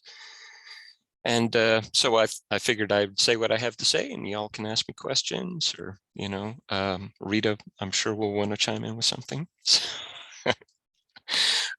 So writing group. So I joined the Atlanta Writers Club 20 years ago, and when I joined, it was a group of about 48 people. The Writers Club had been founded in 1914. And so it, you know, a storied, long time group, but it was kind of in a downward spiral when I joined it, and was able to make some changes when I became president in 2004, and had a great group of volunteers with me, and we changed when we met and changed what we did when we met, just made it much more about education about the craft and business of writing. And today we have over 1,100 members, and we meet at a college instead of the basement of a rest home, and it's just a really different organization. We're able to do 2 writers' conferences a year, and so what I've discovered in being involved in this writing organization for 20 years is that there's nothing like finding your tribe. That's the number one reason, I think, for joining a writing group, whether it's a group of 4 or a group of 400 or a group of 1,100. It's finding your tribe, finding people like you who share similar interests. Writing is a very unique way of spending your time because it's very isolating. You know, it's really hard to do it in a group, so you tend to be on your own a lot, and it's important to get out there and be among other people. So when you find your tribe, I think what you'll discover are that people have a lot of common interests you didn't even know they shared with you. And all of my best friends are now people I've met through the Atlanta Writers Club. My wife is somebody who joined my critique group a dozen years ago. So when I was first on with y'all a few months ago, I talked about how critique groups are really remarkable sources for dating. And so my critique group has now destroyed 4 bad marriages now and produced 2 beautiful ones. So, you know, people don't give writers groups credits for that, but there can be love found in a writers group. Maybe that's a topic of my next novel. Writers groups also keep you productive. You know, if you make a pledge to somebody that you will bring pages, you know, every week, that's sometimes all the incentive you need to put your butt in the chair and knock out 5 more pages on your novel, or whatever you're writing. So finding your tribe hopefully will include critique groups and other ways for people to help you with the craft of writing, give you feedback, like Maggie was talking about. Networking is all important. You know, I have discovered not only all kinds of friends, but people who know other people who have introduced me and turned into great leads. So if I'm looking for somebody who can help me, or if I'm looking for somebody who can help a fellow writer, I've now got, you know, a whole network of leads and people I can direct my friends to who are looking for cover designers, who are looking for editors, book designers, layout artists, all of that. So important. Also, just education, the education of the craft and business of writing. It's another thing that writing groups will provide you. I am always learning. I've been at this for 20 years and I'm still learning how to do this. Every time I start a book, it feels like the first time. And so education is hugely important. And continuing education. You never get to the point where you know everything. I sent my latest novel out to a well-known author for a blurb, and he wrote back and he said, "Oh, I learned something on every page," which was really a glowing endorsement. I really appreciate that comment, but it reminded me that here's a guy who's been writing since the 1980s, and yet he's still learning. And, I was humbled that he felt like he was learning things from me, but I think more to the point, he's learning whenever he reads. Whenever he reads somebody's work, he's picking up tips on, how to do this or that, how to handle dialogue, how to handle characters, setting, whatever. So education is so important, and always being open to learning. And then, what Maggie was talking about, also helping other people. So, the reason that my books have done very well, quite honestly, is because I have helped so many people over the years through the Writers Club. And it becomes mutual. People want to give back. That was not the reason why I did it, but that is definitely a side benefit. Is that when you help others, you find more people who are going to help you when you're in a position where you need help. So that is hugely important. And about writing process, if you want me to fill in a minute or two talking about writing process, I started out as a total pantser, where I would just sit down and have a character in mind, or have a plot point in mind, have a conflict in mind, and I would start writing and write myself into countless corners doing that. So now I do a light outline and give myself permission to deviate from it. So I have some road marks, some landmarks, some milestones that I'm heading toward. But I might take a very circuitous path to get there rather than the straight line that I had mapped out. And I just always start with a character in mind, start with what are the stakes, what are the basic conflicts, what's going to happen if this person fails, and begin there. By thinking about stakes, you automatically introduce tension and introduce a reason for a reader to keep turning pages. And about research, I do very light research and then just flag points in my manuscript where I need to go back, because you can do research for the rest of your life and not know enough. So I put in chat if people are interested in my work. I've got my website there, georgeweinstein.com, the AtlantaWritersClub.org, and then the Writers Conference I run twice a year, where we bring in agents and editors, some big five editors, some agents from big literary houses, and then some from boutique agencies and from small publishers, which are often more open to accepting people and taking a chance on folks. All right, how am I doing on time?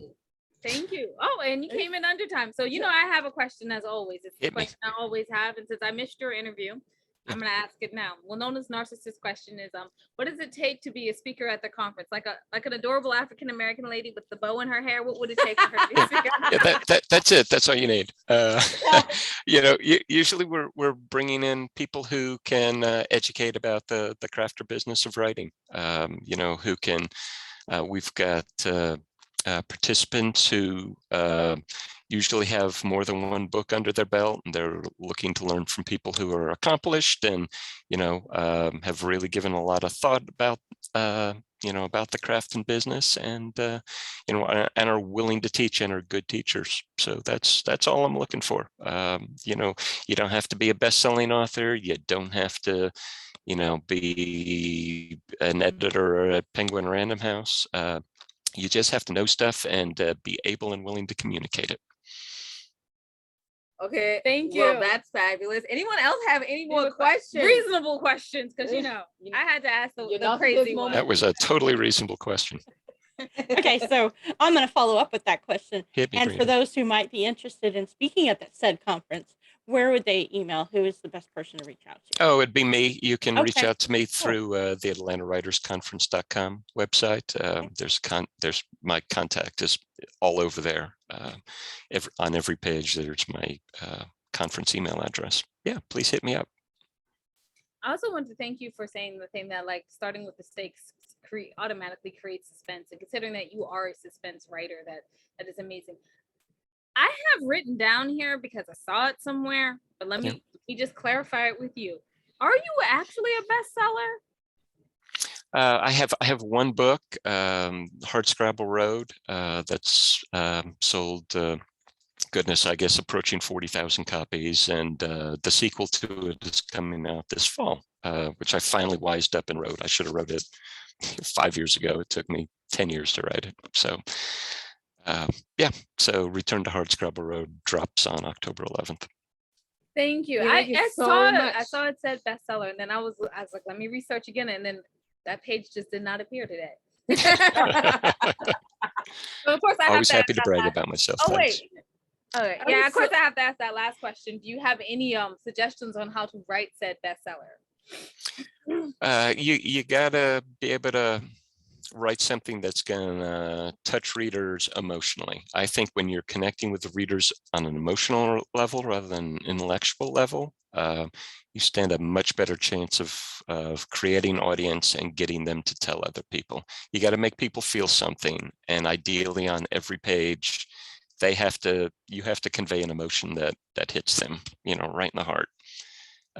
It shouldn't be the same emotion on every page, but mad, sad, glad, scared.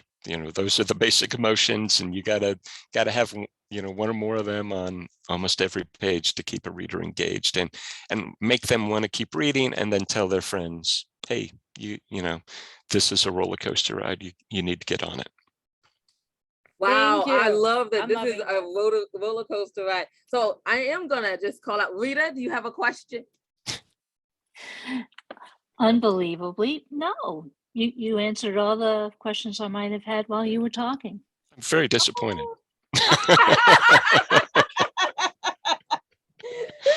Anyone else? Tracy, Tanya, Angela? Yes, what can you tell us about next year's conference? Because I see you just had yours. Do you have any more speakers secured yet? Crazily enough, I do 2 conferences a year. So I'm just about to launch our November conference, and in the fall, I'll be booking speakers for our spring 2023 conference. So this fall is our 27th Atlanta Writers Conference. I've managed all 27 of them. And just, it's just what I do to help other writers. So yeah, hit me up if you're interested in speaking at one of our future conferences. I also help book speakers for the Atlanta Writers Club. Many more opportunities there because we do monthly meetings and periodic workshops. So and we do speakers online as well as live in Atlanta. So if you're interested in speaking to the Atlanta Writers Club in whatever venue through one of our meetings or through a conference, yeah, please let me know. Thank you. Yeah, absolutely. Thanks for your question. I'm gonna say this because I really should not say this while we're recording, but I'm gonna just say it anyway. Yeah. I'm sorry, Mr. George, because I Yes. am younger, right?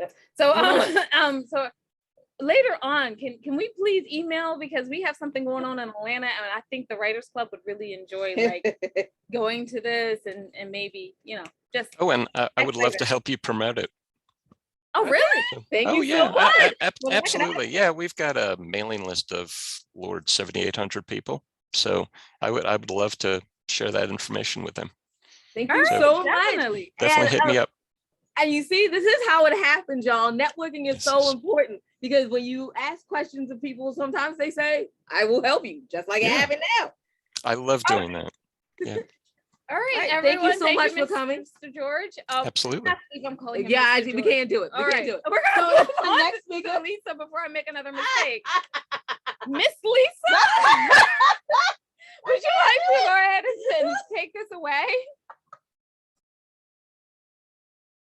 Oops, sorry, ladies. Still is on mute. Hi. So you told me to talk about copyrights and contracts. Woo! In 15 minutes. Ha. So a little bit about writing romance, because we had someone ask about erotica, and I know you don't write erotica, but you tell us a little bit about writing them steamy scenes at the tail end. Okay, at the tail end. Okay. Thank you so much. And people feel free to interrupt with questions, because I find my topic is so broad that a lot of times it's better to have people ask specific questions they want, so they can either drop them in the chat or whatever. You ladies help me watch that, because if you came here to hear me, you probably came for a specific answer to a question. I always like to start with copyright is the heart of everything when it comes to writing, because when you're finished, you have something you own, which is the copyright until your finished work. Where we get into trouble is a lot of people do not understand what that means. Like, what is a copyright? What do I own?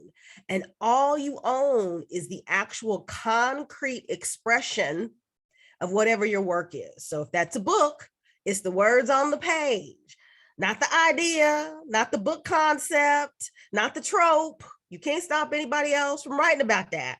You can only stop them from using the words that are so similar to yours that they have basically copied your written product. And I say that because, oh man, the stuff that's been on social media about people saying somebody stole my stuff, and it's an idea. You can't steal an idea, people. Ideas are not subject to copyright. Okay, so that's the first thing I want to clear up. And then when it comes to book contracts, people get into trouble because they give away rights. One of the most important aspects of any publishing contract is the grant of rights provisions, okay? That tells you exactly what you're giving away, whether you are giving it away exclusively, temporarily, as a license, whatever it is, what you're giving away.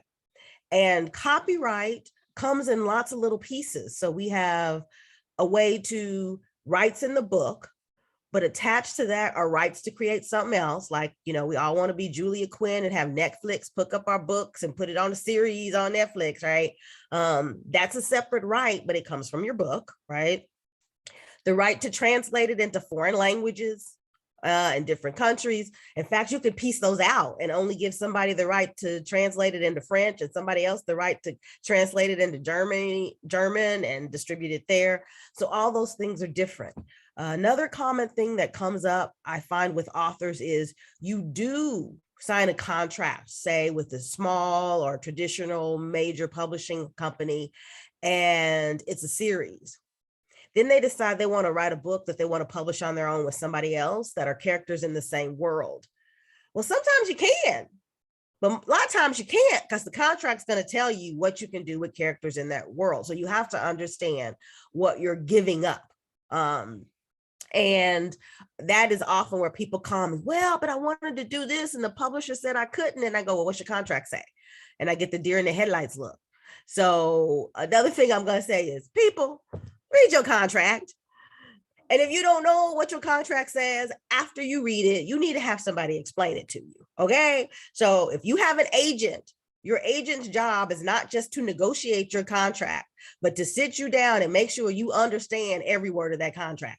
Okay. And if they can't do it, you got to find somebody else who can.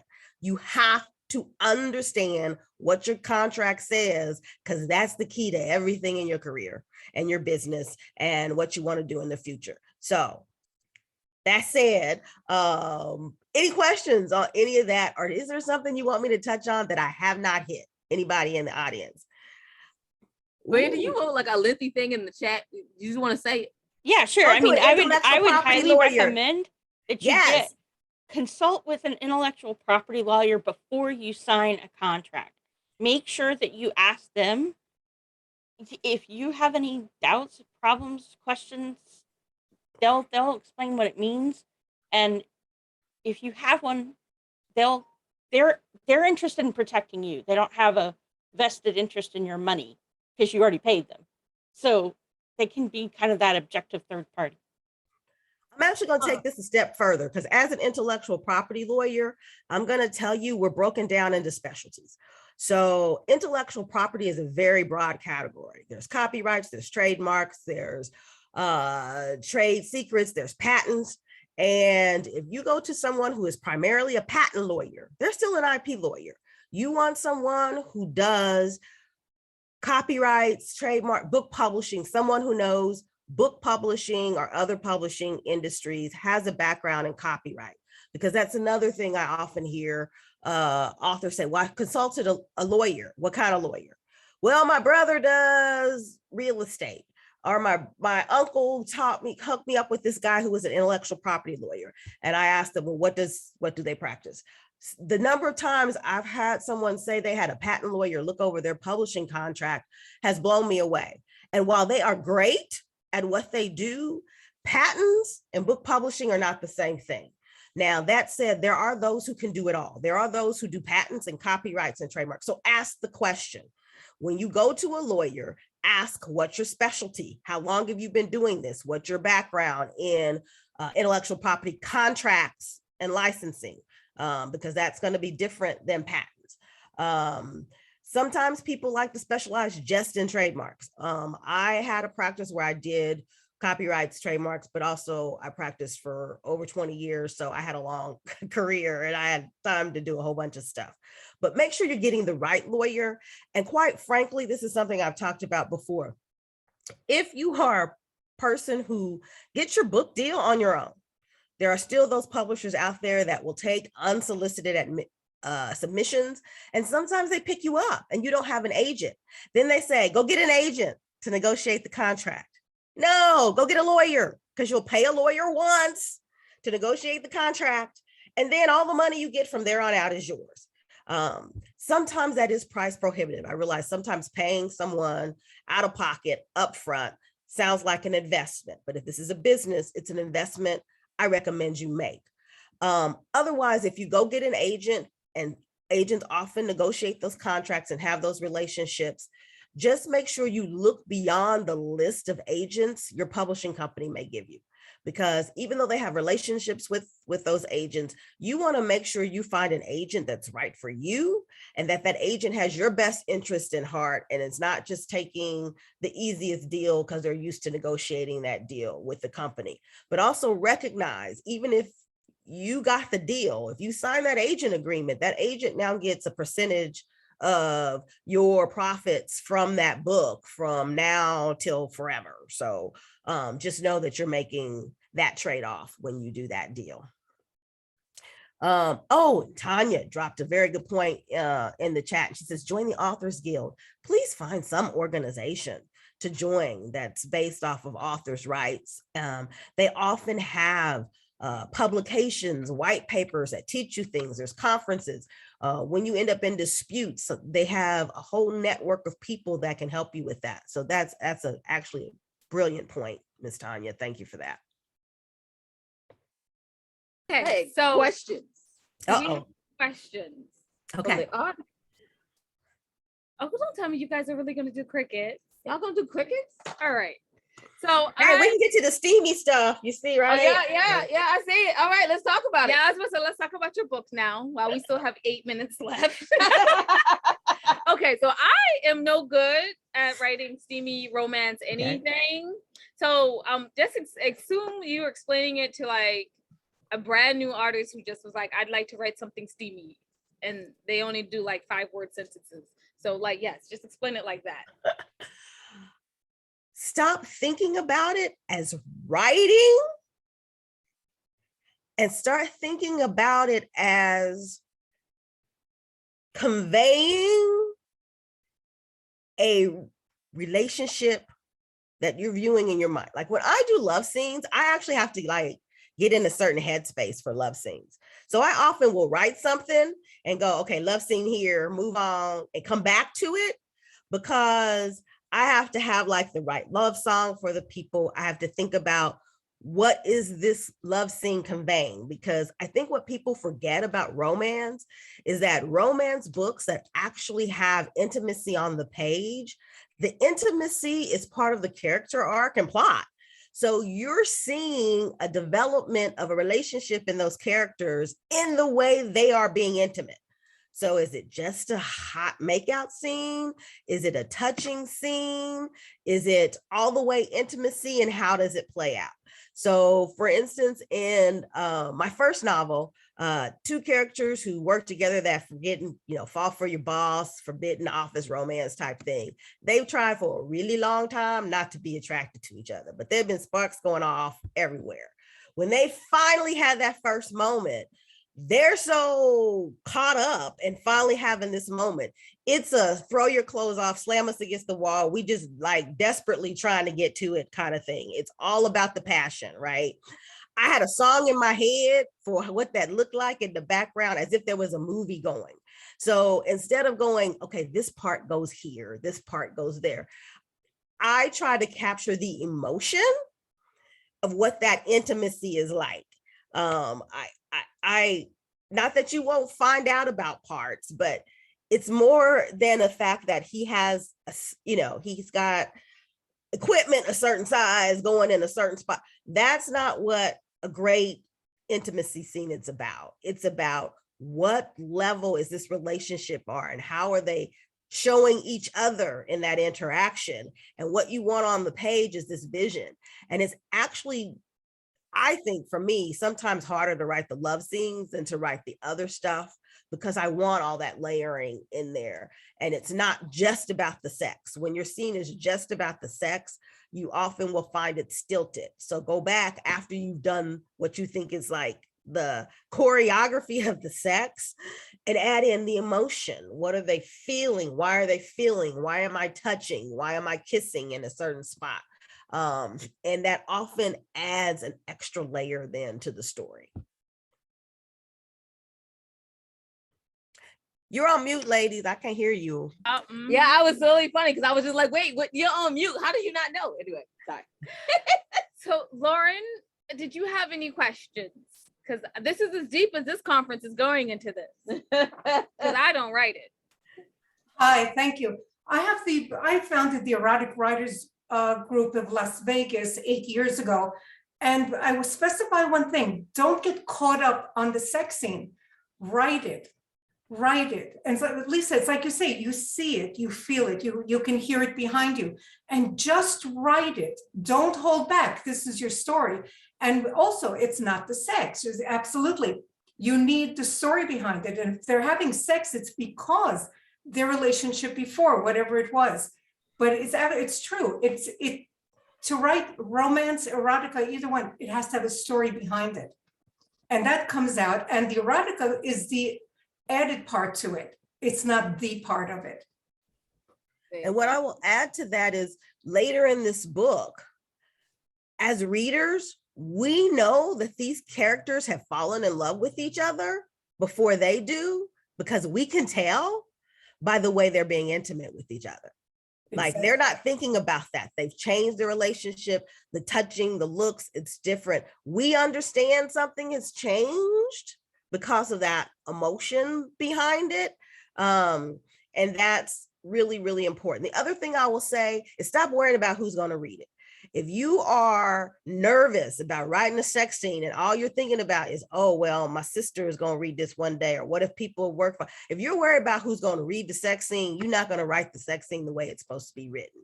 As Lauren was saying, just write it, but you can't be hung up on, oh my God, they're going to think I'm naughty if I write this. Either you're going to write it from your heart as a pure piece of writing, or you're going to be hung up about what people think. And if you hung up about people think, you can't do this, don't write erotica. Just don't write the steamy, because you can't worry about that. All right. Anybody have any more questions? Because we have 2 minutes. I have a lawyer question. Yes. Uh-oh, lawyer question. Okay, let me change my hat. Okay. Merchandising rights, is that often in a publishing contract? And if it's not, what should we know about merchandising our own stuff? It often is, and people overlook it. So if you want to do merchandising, you need to look for that and see if they get it. And if it's something you want to do as simple as putting, mugs or merchandise or t-shirts related to your series in your own shop, that can be covered by a contract. So look for it, carve it out if you want it, especially if you know that company really never does anything with it. But understand that if someone picks up your book for say a TV series or a motion picture, that company's often going to want that merchandising back, and you'll have to do some kind of addendum. And then, yes, absolutely, authors are trying to make money multiple ways. They often forget about the merchandising. Open a shop, put some mugs out there, put some t-shirts out there. You might as well build your brand. This is a business, so go build it. Should we be thinking about trademarking as well? Absolutely. And what can we trademark? Trademarks are symbols of the source of products, goods, and services. So think of the Nike swoosh, right? Every time you see that swoosh, you know that sweatsuit, those shoes, come from Nike and that the quality is going to be up to Nike standards. It's an indication of where it comes from, the apple on a computer or tablet. That's a trademark. So you're looking for logos and other brand names or symbols that you use as a source of distribution. Okay, Fabulous. Thank you so much for joining us I feel today. bad that I feel like I hugged up all the time. We kept asking people for questions, so Yeah, they didn't ask I had so many. But okay, thank you so much. You're Can so you welcome. Tell us where we can find your book And before we more move- about you. And more about you, yeah. Okay, so I write contemporary romance as an indie, and I have historical romance coming out as a traditional published author through Untitled Publishing. The lovely item you see here is Never Cross a Highlander, which will be a historical romance featuring a Black Highlander. And thanks to COVID, it is now coming out in December of this year. Cover's gotten a little bit of facelift. We'll give you a little bit more column on there, but I still think it's sexy, sexy, sexy. And you can find me. My websites are dropped in the chat at lisarain.com. And I will drop a books to read link where you can pre-order Never Cross a Highlander if you're interested in doing that. Fabulous. Thank you so much for that. And we've already done the pre-order. Yeah, of course. Thank you, ladies. Appreciate it. We're moving on to our next speaker, Grace Salmon. Hello. How are you? I'm great. Thanks for having me You look today. lovely, by the way. Okay, so that's a reference to the fact that I totally face planted and I've got black and blues and everything else, but I wouldn't let today go by because I was so excited for this conference. And Lisa was just brilliant. So I really enjoyed that. Thank you. Okay, Grace is talking to us about how to be a good guest on a podcast, because I mean, we're all hoping for that interview. I am. So first of all, thanks for having me and thanks for doing this conference. I think it's a real great service. The energy around it is fabulous. So thank you. I'm going to spend 15 minutes kind of like speed dating, everything you need to know to go on a podcast. And I want to do it. I really was so happy that you thought about this topic for two reasons.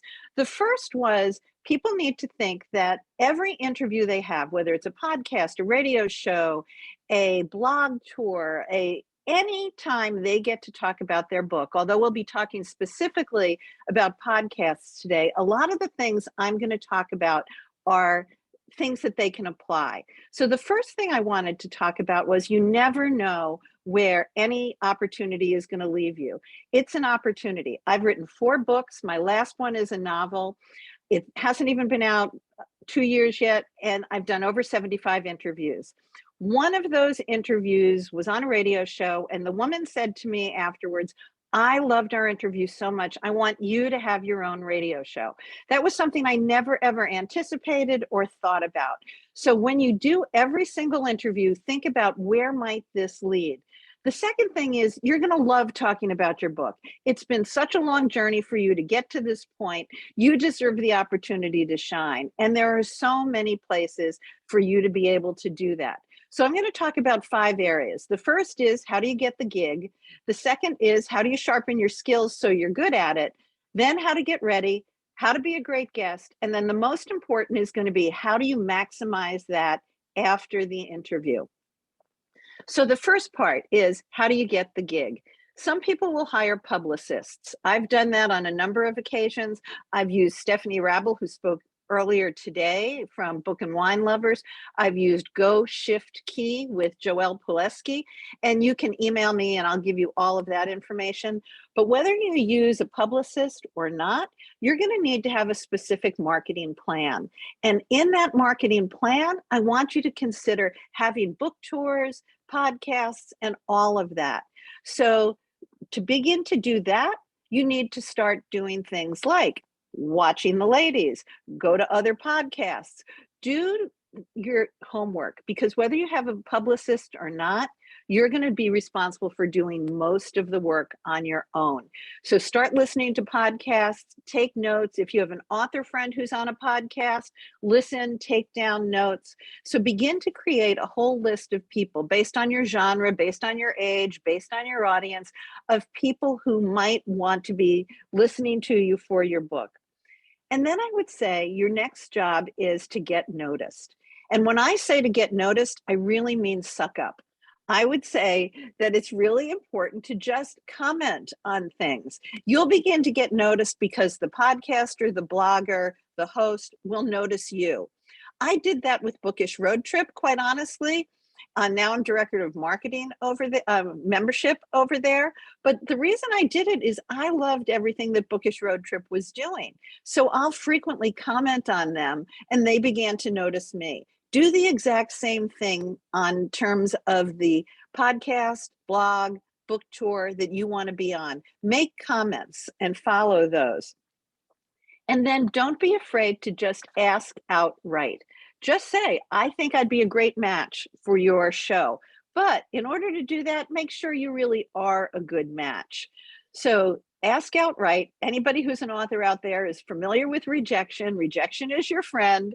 So just go ahead. The worst they're going to say to you is no. And if they say no, then go ahead and say, I'm not a good match for you, but do you have somebody I might be a good match for? So first of all, get the gig. Secondly, sharpen your skills. The number one fear in the United States is speaking in public. You're not going to be a great person in podcasts. That's true. It is, Winona. People are afraid to speak in public. So get on a Zoom call with a friend, find a neighbor, find somebody that you're comfortable with, and begin to practice. Practice those public speaking skills and come with yourself with a cadre of skills with you. Know where you trend on Amazon, BookBub, all of those things. So you can have conversations with potential podcasters that says, look, I'm tracking at 4.7 on each of the public platforms. So I think I'd be a great guest for you. And then you'll have your headshot and your bio. So we've scoped things out, we've sharpened our skills. Now, how do we get ready? To get ready, make sure you respond on time, deliver materials. Well, Nona and Jade are at their computers 24 hours a day. I will tell you this, it doesn't matter. You email them, they are responsive. As a guest, you want to be as responsive as your host is. And then listen to at least one of your hosts' shows. Know that it's an audio and a video. Know that it's an hour long or it's 20 minutes long. Know the type of questions they ask.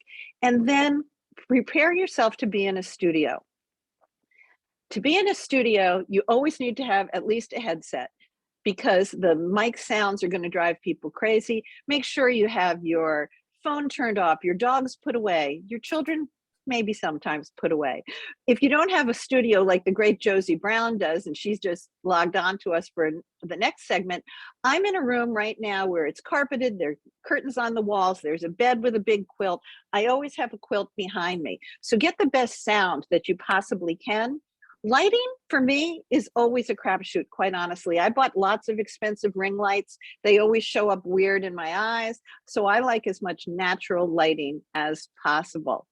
And now we'll talk about branding just for a minute, because we just heard that in our last speaker. Anytime you see me on screen, there are going to be hands behind my back. It's about leaving your mark on the world. So think about the subliminal message that you want anybody watching you to get. Because, for example, if somebody else sees something with handprints and they email me or direct message me and they say, oh, Grace, look at this cute thing with handprints, I know that I've made some memory in their brain. So make sure you do that. Lastly, before you go on air, get to the studio early. The host is going to want to do sound checks. They're going to want to know that you're there. When I tape my Storytellers podcast, I do 4 in a row. If I get behind, it messes up every single one of my guests. So now we're finally in the studio. How do you become a good guest? First of all, enjoy the moment. It is your time to shine. You are there to talk about your fabulous work. So first of all, just go knowing you're going to enjoy it. It's about you. The second part is it's actually not at all about you. It's about the audience of the host. So you want to be ready. You want to be interviewed. You want to have a whole cadre of things that you're ready to talk about. My owner of my radio station, Authors on the Air, Global Radio Network, always says, remember, you are entertainment. So you want to be able to capture people's imaginations and convey your message quickly. You are more than your book. So be interesting on a number of levels. Make it a conversation if you can. So this is really difficult for me to just do the 15-minute talk, everything you need to know about podcasting, but make it a conversation. It will be a more interesting thing. Anybody who took high school debate will know that high school debate teachers tell you you've got one message. No matter what your podcast host asks you, you have an answer for it. So if they say to me, hey, Grace, salmon, is that an Italian name? Is that an Irish name? I'll say, yes, it is an Irish name, but I'm also part Italian. And the main character in my book, The Eves, is Italian. And let me tell you about that. I don't want you to dominate the conversation by always going back to it. But if the podcast host is leading you in a direction where you're not getting enough airtime, try to always think of a way to bring it back. And when I say make it a conversation, I mean that even if you're a blogger. Bloggers normally send you questions ahead of time for you to answer. I always say things like, well, thanks, Jade and Wilnona, even though we're not talking. They'll send me a list of questions. I'll say, I'm so glad you asked that, because readers engage differently. So you've done your things, you've gotten the gig, you've sharpened your skills, you're ready to go, you've had a great interview. And here's the most important part. How do you maximize that so that you get the most out of your interview? First and foremost, say thank you. Some people, I always thank my guests. I don't often get thank yous back, but when I do, that's delightful. Sometimes authors will send me book swag. That's not necessary. It's a little added bonus, but always say thank you. Ask the podcaster directly. Say, that was a great interview. I loved being with you. Now, do you have anybody that you could refer me to? Jade and Wilnona do that all the time. We've got authors coming on now who are from Authors on the Air, Global Radio Network, and Author Talk Network. And we share all the time that this is a good podcast to go on. So be generous in your sharing, not only in getting on future podcasts and blogs, but also sharing with your fellow authors. I think everybody on this podcast today will agree we are about lifting each other up. This is not a competitive sport. So thank your host, ask for various referrals, make sure you subscribe to their channels. And just like you like to get a book review, write a review of the podcaster's show. We love to get them. There are awards. I've never applied for any of those, but just like there are different contests, there are podcast awards and blogger awards. So make sure that you write a lot of different comments, etc. So think about, this is my last point, think about where you want this to take you.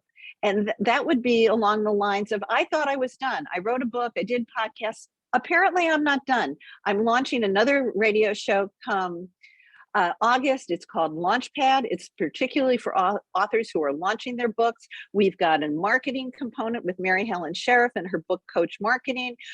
Everybody gets on the radio. So in your thinking about where any podcast can lead you, you can certainly think about Launchpad, but think about the opportunities that any podcast can open up for you. There's lots of collaborations that can happen from them that you could never, ever imagine. Please feel free to email me at gracesalmon.net.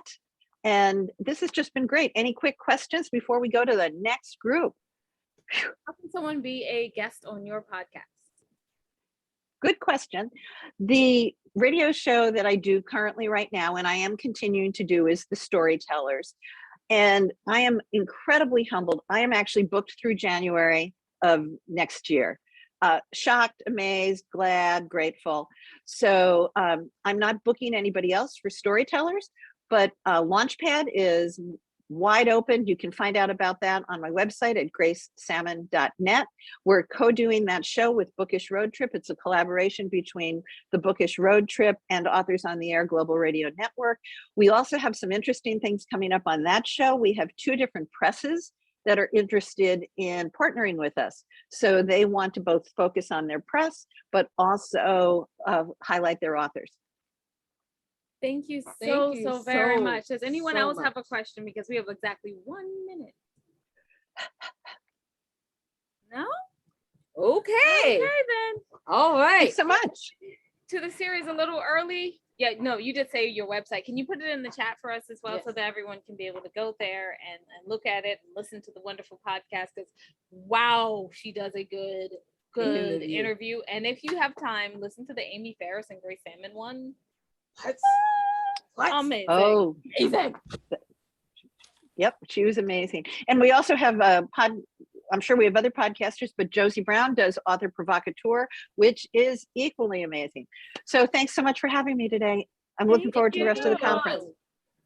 Okay, so I'm actually, Grace, do you want to stay put real quick? Because I'm going to go ahead and let you introduce your panel, because this is from Author Talk Network, which is also something that Grace runs. You can tell us a little bit about Authors Talk Network and go ahead and introduce the panel if you'd like. Fabulous.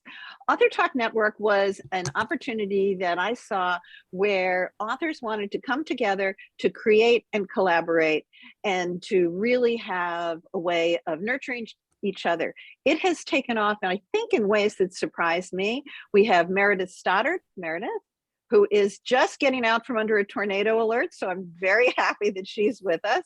Josie Brown from Virginia, Josie Brown, who is coming to us from California. Who's written like gazillion and a half books. Michelle Cox, who's coming to us from the Chicago area, who is all of these authors write series, and Barbara Conry, who is a USA Today bestseller and is getting ready to come out with her second and soon to be third book.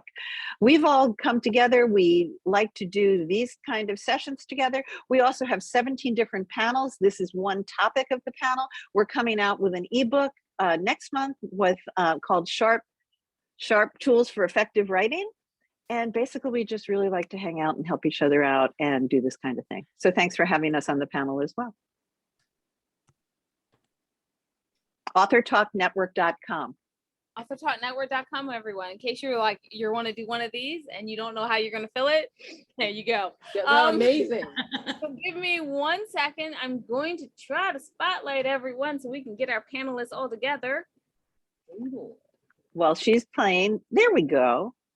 We have 19 authors on Author Talk Network. I'm missing Julie. I have Josie. I have Meredith. Michelle. Yes, I'm gonna talk my way through it too. Barbara Conry. I think it's 4, right?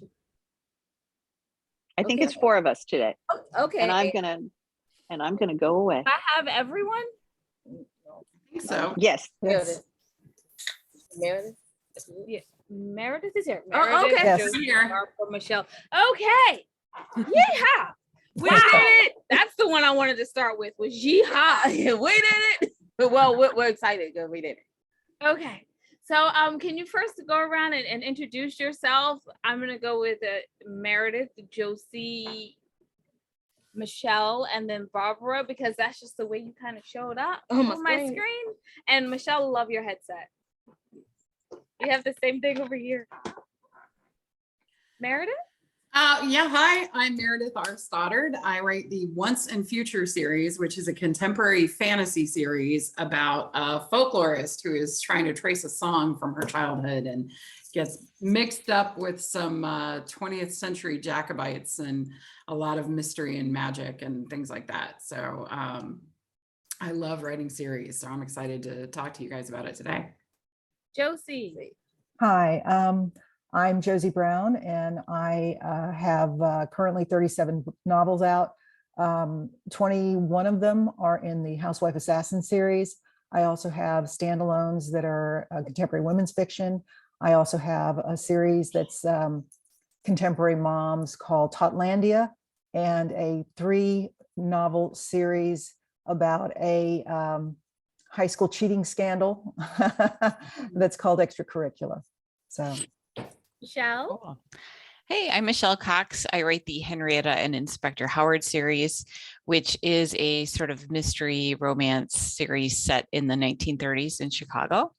I've also written 2 standalone novels. They are yet to be published, and they are historical women's fiction. So that's me. And Barbara. You're on mute, Barbara. There we go. There we go. Barbara Conry. I so far have published 1 book, Nowhere Near Goodbye, my second book, which is actually the prequel to Nowhere Near Goodbye, comes out in August. And I just have to say, because I've just finished Josie's book, and I am on the last few pages of Meredith's book, The River Maiden. These two women are fabulous. First of all, I will never in my life write 37 books, so kudos to Josie. And she's a fabulous, fabulous author. And I swear, Meredith, I am going to show up at your house and make you sign your book for me, because I will do that. So in love with it. Oh, I'm so glad. That's it. That's all I want to say. So as you can see, we do kind of love on each other. It's like, that's what Author Talk Network has done to us. And that, and also Bookish Road Trip, and just the fact that we're authors, and we just are naturally, I believe, very giving, generous people. Oh, and if thank we're you for not, we that. force each other to be that. You know, it's like, Barbara, I'm reading your book now, I so I just wanted to let I'm you know. so excited. I saw that on Twitter, I think, and I'm like, oh my God, she's reading my book. She's reading my book. I'm so excited. I got Meredith next. I've got Michelle. Oh my God. I'm going through everybody's books, because after hearing about them, then I go, I want to read I that. know, Michelle, you're on my list. It's like, I know. There's not enough time in the There day. isn't. There's not enough time for sure. But we love to support each other, and that's what we do, right? Yeah, exactly. Absolutely. Yeah. No, I think. Well, you'd have fun with all of them. It depends on what you like. If you like funny mysteries, definitely the Housewife Assassin series would be great. I've already started that series. Oh, yay! It's like the genre of book that I write. So when I saw it, I've been writing that kind of genre since I was young, and when I saw it, I was like, gotta read it. Okay, so I have to ask. A lot of you have series. So how did you continue on? Like, you didn't just go one book and done. I'm never writing another one. Like, it's over. It's over. How did you just continue on? You know, I have to say that when I first got my very first book contract, I was in the car with my sister, and she goes, she turns to me and she goes, so can they make you write another? And I said, make me write another? I want to write. This is what I want to do for the rest of my life, you know? And it was kind of odd that to her, it was sort of like I could never do that. And I get that, but I can never do what she does. I mean, she's got a beautiful garden. I've got a brown thumb, you know? I mean, so I think everybody has their strengths, but yeah, that particular book was a standalone, the very first book I ever wrote, which was called True Hollywood Lies, which is, I've retitled it Hollywood Hunk, and it's a fun satire on Hollywood. So I think that, you know, the book tells you if it's going to be a series, and your readers kind of tell you if it's going to be a series. And I you know, Barbara and Michelle and Meredith, you guys know this because you see it in your own writing, right? Absolutely. Yeah, I think for me, it's also just the characters, you know, I mean, it was a natural progression. I think I knew very early on when I was writing The River Maiden that there were going to be more books in this series. And because I just love those characters so much. I mean, they're my imaginary friends, and they seriously all the they're time. my imaginary friends. But I think that's one of the beautiful things about a series is it gives you so much of a chance to explore particular characters and how they grow and evolve. And so, yeah, I just knew that I wanted to stay with these characters and keep them going. Yeah, similar for me, Meredith. I mean, when I wrote A Girl Like You, which is book one of the series, I thought it was just a one-off. But then about midway through, I realized that I really love these characters and I don't want to let them go. So I thought, how can I possibly turn this into a series? So I had to make a few tweaks to get it to kind of work. But yeah, that's what I keep coming back to the series for, is because like you were saying, it's not only just the main characters, but it's all of your sort of sub characters, and you're developing those as well. And you just get so involved in their world, and you just want to stay in it. For me, it happened a little differently. When I first sold Nowhere Near Goodbye to my publisher, It was a two-person point of view. And the first thing the editor said was, the second person has got to go. So, which was literally 50% of the book. And I think my life passed before my very eyes. It was like, oh my God, what am I going to do? So there was a character originally that just had like literally 2 lines in the entire book. And her name was Miss Maggie. And so I basically took everything that was in this second character in Nowhere Near Goodbye that I had to get rid of, and I gave most of her stuff to Miss Maggie. So I literally developed Miss Maggie in the edit stage. And then I fell in love with her. And before I was done with my edits, I knew that I was going to do a prequel, and it was going to be Miss Maggie's story and how it tied into Nowhere Near Goodbye. And so that comes out in August. It's called My Secret to Keep, and it is literally the story of my heart. And those of you who know I'm really me, excited for that one. and those of you who know me will know why. And it is just the story of my heart. Okay, you guys have me reconsidering writing another series. But this is right. So we were like, how could you ever have a poetry book that's a series? And they're like, oh, it's gonna be a series. Like our fans told us, we were like, a series poetry book? No one does that. But apparently someone does, because we're crazy enough to do it. Oh, I was talking about the romance book. Yeah. Well, anyway, so I have a slightly controversial question. Yes. Anybody up for a little controversy? Just about this much controversy. Sure. All right. Okay. So like I was watching some things about like when you're a writer, you want to automatically think about getting a series because of the money. So you should always leave a cliffhanger or something like that. How do we feel about people who jump into writing just for and the should series money? And should you even think about that? Like I'm going to write a series because I want to make all this money. I think writers they do it all the time because they either, there's literary, there's genre, those are kind of how the market kind of splits, at least according to publishers and the booksellers. I think your book the book that's inside of you is going to get written if you want to write it, right? I mean, so once you write a book, if yes, a mystery is genre. You could start off with a one-off, like Michelle mentioned that she did, and Barbara kind of mentioned that she did. And I don't know, Meredith, if you did or not, or if you had it in your mind that it was going to be a series. Yeah, I think it was going to be a series. I think I figured that as like while I was writing the first book. Good, yeah. And I knew I was going to be writing a series.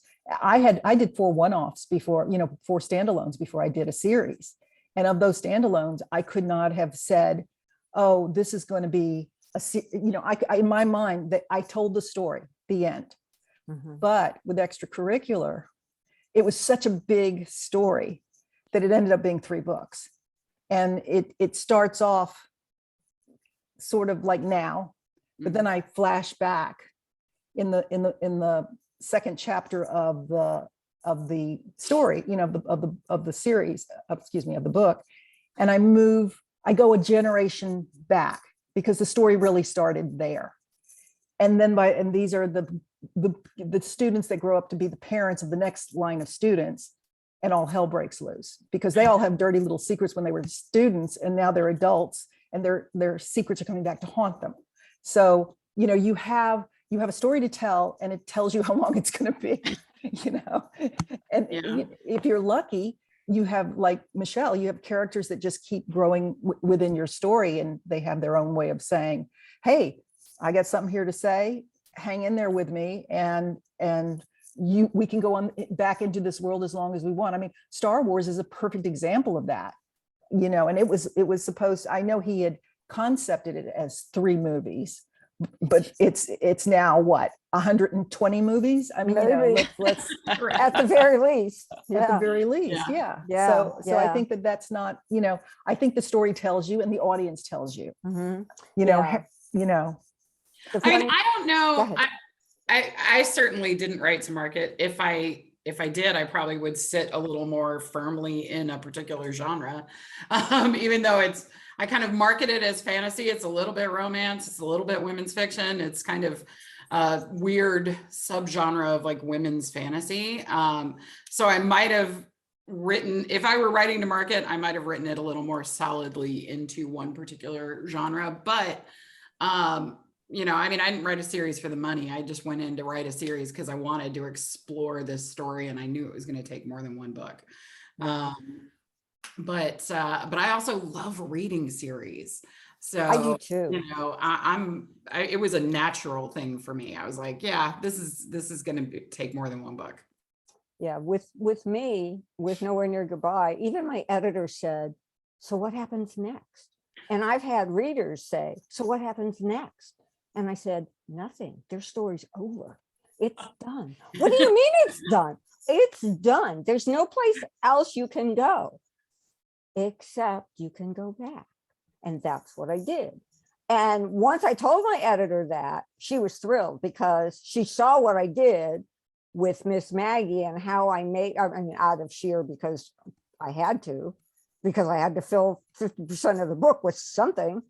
And Miss Maggie, she just kept talking to me. So, but once she's done, she's done. In fact, my third book has nothing to do with either of the first two books, but it most probably will be a standalone. I think standalones versus series, and I could be wrong, but most of them are based on the genre that you're writing in. Like, don't some genres lend themselves to series like sci-fi and fantasy? Yeah. And Josie, yours with mystery and thrillers, again, I think that lends itself, you know, and I'm not sure what do you call your Totlander and your what do you call your series? Extracurricular. I call Totlandia, you know, mom lit, I guess would be the best way of putting it. And you know, but it's women's fiction. It's just women's fiction and that got serialized. And it started, believe it or not, the publisher came to me and said, we want to have smaller books that are episodic, and you know, do you have an idea? And I said, yeah, I got an idea for a cutthroat mommies group. And she went, sold. You know? Yeah. I mean, just like sold. I think, yes, but I think you are the exception. I don't know, but I do think you are the exception. I mean, you've written 21 or 22 books in one series. And I mean, it's like, that's just amazing to me. First of all, just the way you keep it all together. And you can like just talking International Airport. When did the planes go off? Yeah, just talking to you. I mean, you can say, oh yeah, that happened in book 5 and it was this title. And I mean, it's like, you've got this all in your head. You're so much smarter than I am. I just can't stand it. I am not smarter than you, Barbara. I am not smarter than you. So does anyone have any questions for our panel? I have to give that. If not, you know, I do. You know, we have questions. But anybody else? Brandy, Tanya, Tracy? You see how I'm calling out people at this point, so people could just. Oh, is there anything in the chat? No. I will say that when I wrote one book, I wasn't expecting it to be a series, and then I handed it off to a reader, and she said, "You got to tell me that there's more." Oh, that's good. I was like, well, no, not right now, but maybe. I don't know. Readers will very often lead the way. I wrote a short story years ago that is historical fiction, and occasionally I will get a reader come to me, and at the end, one of the characters just kind of walks off into the sunset, and I will occasionally get readers coming back and going, "What happens next? You know, where is she going? What is she going to do?"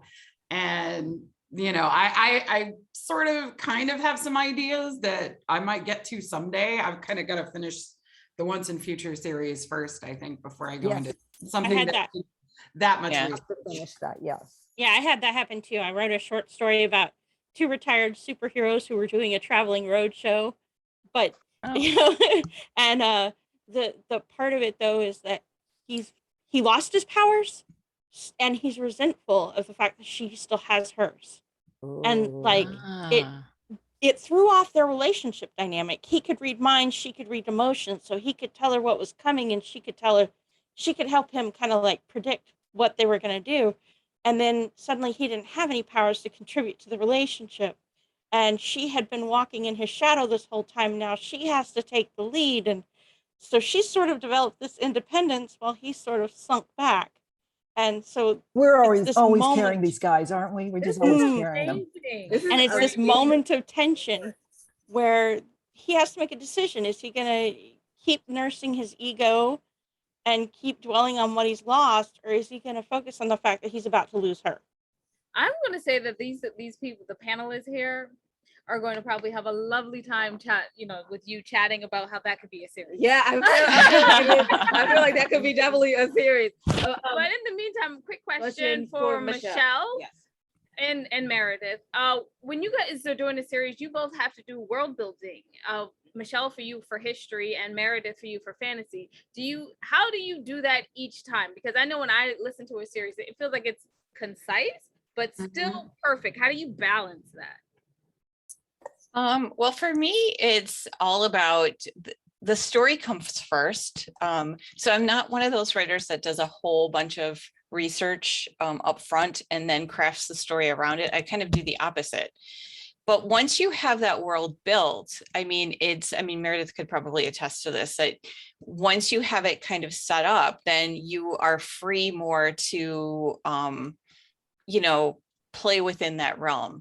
So it is a balance, you're right. But I think that for me, I just came about it a little bit differently than most people.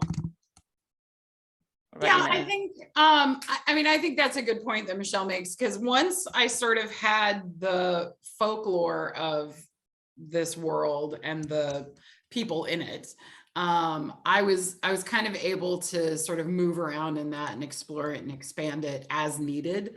But I don't tend to recap everything at the beginning of each book. So I don't do that world building all over again. Right. For the reader, I just kind of dribble in what needs to be known for that part of the story.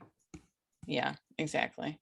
Thank you, Meredith, because I hate picking up a book of the series and it's like half of it is info dump about what came before. Please don't do that to me. No, I'm of the Elmore Leonard school. I like to leave out the parts that readers skip.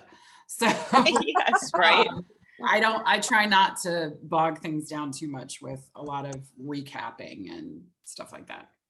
I do have a question, y'all. Since y'all write series, how do you know exactly where to stop a book and to pick up the next book, right? And how do you plot that out? I mean, even in the prequel, right? You wrote this character in, and how did you know when to stop her and then pick her back up in a prequel? Well, for me, it's all the books are contained. The stories are contained. Yeah. There are threads that go through the whole series or part of the series, but the story is contained. It's a mystery. It has something to do with espionage. And then but there might be a bad guy that's been lurking from book 1 to maybe book 4 or 5. And then something else will happen because there's so many bad guys in the world. You have your pick. So I make it so that there's always fluid. It's fluid, but it's always moving forward. And I do enough research that there's so much stuff, ways to cause chaos in the world, that I have a plethora of ideas of how this could happen. Even what's happening now in the world, I see 3 storylines right now. So I'm combining at least 2 of them to make the book I'm writing now. Yeah, I'm definitely an outliner as well. So every book has its own mystery. So I figure out, who was killed or what was the crime, who did it, and then trying to sort of, figure out how they're going to get from point A to point Z. But then I'm also sort of weaving in the subplots. I have a lot of subplots in my mysteries, and those are the things that their storyline has to advance as well. So they have a little mini dilemma that they're trying to solve, but usually their story ends on a little bit of a cliffhanger so that the reader will want to jump to the next book and find out, you know, what's going on in their life and how this is going to resolve. Yeah, That's an excellent idea to do that with the subplots. Yeah. We do have a question in the chat, y'all. I'm sorry to cut you off, but we do have a question. Can anyone recommend a good templates for series outlining? actually, I was about to address something like that. Oh, that's amazing. Thank you. So I am a huge plotter. I think when you're writing a series, you kind of have to be. And I follow sort of the Save the Cat 15 beat structure. I'm a big fan of that. And I have beat sheets planned out for each book, but I also have a level up. I have an overall beat sheet for the whole series. So each book, like Josie said, has its own plot and is contained. In my case, I actually have 2 layers above because I decided after I think book 2 that it was going to be a 9-book series and that was it. So I wrote a beat sheet for those 9 books, and then I wrote beat sheets for each trilogy. So there's beat sheets for the first trilogy, there's a beat sheet for the second, and a beat sheet for the third, and then each book has its own beat sheet. So I would really suggest reading Save the Cat Writes a Novel and kind of looking at that 15 beat story structure, because it keeps the pacing moving in your story. And then, yeah, I mean, obviously I'm really detail oriented because I'm outlining to that extent, but especially when you're writing something like that, that's a whole world, I think you have to note those things and write them down so that you know where you are in sort of the overall story arc. Yeah, I agree with you, Meredith. I like that specific Save the Cat outline, quite frankly. Yeah. That's actually the last craft book I bought. I bought all these other craft books first. I got a little bit out of each one, and I kept hearing Save the Cat, Save the Cat, Save the Cat. And I thought, okay, I'm going to buy it because I'm hearing a lot of good things. I was so impressed with that book. It's like that book literally helped me the most.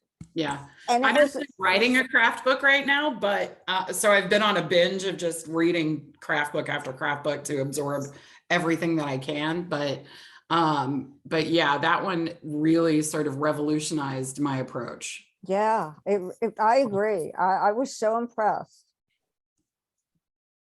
Question. It's a personal question, and since you guys are here, why not ask? Do you mind? Okay. I would like to know, because I'm restarting a series that I have written when I was 12, from 12 to 20. That's cool. That's very cool. It is. And so I'm restarting the series, but not at the beginning. I'm restarting the series at the end. Oh, okay. And then I'm going to go back and do the beginning. I'm doing the beginning and the end at the same time. Any advice? Because when these characters grow up, it's been a lot harder. I would definitely, since you have several characters and you wrote something when you were in one segment of your life had just happened, and now you're in a totally different segment. So you've lived with these characters all these years. I would definitely outline each character. What do you want their life experience to be? Where's their trauma? Where is their pain? Where's their joy? What was their journey? That might help you kind of interconnect them and make a beautiful tapestry of a story for your characters, and bring them all together.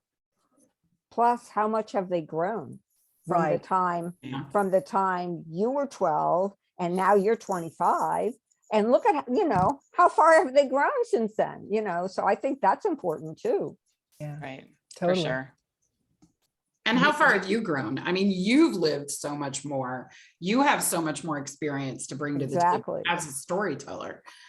So how you looked at that character when you were 12 is going to be a lot different from how you might look at them now. Yeah, for sure. You don't have to answer that question. I just feel like you haven't said as much as everyone else. Something. Because these guys are giving such great advice. I'm listening too, like, yeah, great idea. Yeah. So Any advice for any, so the last part is close, any advice for like 3 pieces of advice for someone who's just starting off of a series and they're like, where do I start? What do I do? How do I even think about beginning? Where do I need to end? Any advice for anybody? I'm going to start with Michelle. So she can be the first one to give wisdom this time. You know, I would say for somebody starting out with a series, I would definitely follow one of the templates that were mentioned, the beat sheet or the Save the Cat, because I do think that it's going to keep you organized and it's going to keep you from going off in a weird tangent. But just overall advice to writers starting out, I would say kind of understand why you're writing. I think that that is really important to know from the get-go. It's certainly something I didn't know. So kind of try to understand if you're trying to do this as a career and you're trying to, you know, potentially make money from it, or if you're doing it just because it's the love of your heart, then I think that's going to inform a lot of your decisions and a lot of your marketing decisions, and it's going to save you a lot of time and heartache and money down the road. So that's one piece of advice. The second I would give is try as hard as you can to be very disciplined about your writing. I write every day, no matter what, even if it's my birthday. I mean, in fact, that's when I get to write the most because the kids know, okay, mom's, you know, writing, it's her birthday. But I would say that's important because that's the only way that you are going to actually produce in a timely manner. It's like exercise. Nobody gets out of bed in the morning and says, yay, I get to work out today. Sometimes it feels the same with writing, like, I don't feel like it, but you have to make yourself do it. And kind of like exercise, once you're in it, you're like, oh yeah, okay. So that would be my advice, is to, you know, try to write every day if you possibly can. Okay, quick warning, real quick. I am under a tornado warning. Oh my God. Tornado warning here. It's And going around. yeah, I just watched the weather get kind of bad. So there's a possibility that you may lose it at us. I think we have a co-host set up, so they'll take over. So in case, you know, you're always like, oh my God, who's this person and why are they talking? That's why. Okay. All right, continue on. Advice. Barb, you go next. Oh, okay. Although, you know, really, I fell into series, if you want to call a 2-book a series. But I would prefer, as Michelle did, to just talk about the importance of writing in itself. And I have several pieces of advice. One, find an organization or two that you love and that will support you. I personally have several. One of my favorite is Women's Fiction Writers Association. Find people who will support you and understand, people who will listen to you talk. Find other authors because they are out there and they want to help. And my third piece of advice is, if you really want to write, don't even think about the money. I mean, seriously, I do not think about the money. I'm fortunate that I don't need to think about the money, but I think about how much I love writing. I also write every single day, possibly not on Christmas, but it depends on if I can get away with it. If I can sneak off into a corner. And now we are having serious thunderstorms too. This storm is just going everywhere. Yes, it is. So, and my third thing is just don't give up. Just, if you want to do it, just do not give up. And your story, you will find a way to have it published. That's it. That's my pieces of advice. Well, thank y'all so much for your Did pieces everyone of advice. say at least one piece of advice? I'm sorry, I was looking out the window. Looking at the sideways. We need to go in a basement. Yeah, we were looking at the sideways rain. So we're like, oh, yeah, I know, it's bad. Meredith, what would you think? I have 2 pieces. One, for writing a series is start your series Bible early. And a series Bible is literally just a book full of character profiles and setting information and just all like basic description and stuff like that. So that when you get further on in the series, you have a reference to go back to remember what this character's middle name is or what that secondary character's last name is from 2 books ago or whatever. Because if you need that information, you need to, be able to do it. And it's a lot easier to do than flipping through the book itself and looking for it. And as far as writing goes, I would suggest another book suggestion. I know. I would suggest that everybody reads Stephen Pressfield's The War of Art, because it is an awesome book for just kind of feeding your writer's soul and overcoming things like resistance and, like Michelle was saying, not feeling like doing it in the morning and stuff like that. Just really, dedicating yourself to it. And it's a great inspirational book. Thin little thing. You can read it in a day, but it's incredibly valuable. I'm sorry, what was that name again? The War of Art by Stephen Pressfield. That is so fabulous. Thank you y'all so much for coming. And Meredith, I thoroughly appreciate your advice. Yes. Because back in the day, I used to do that whole thing by memory. Now I need to do that. So, so Yeah. where can everyone find out more about your books?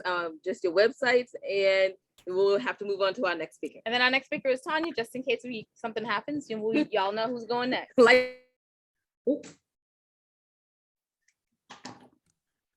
Did we lose him?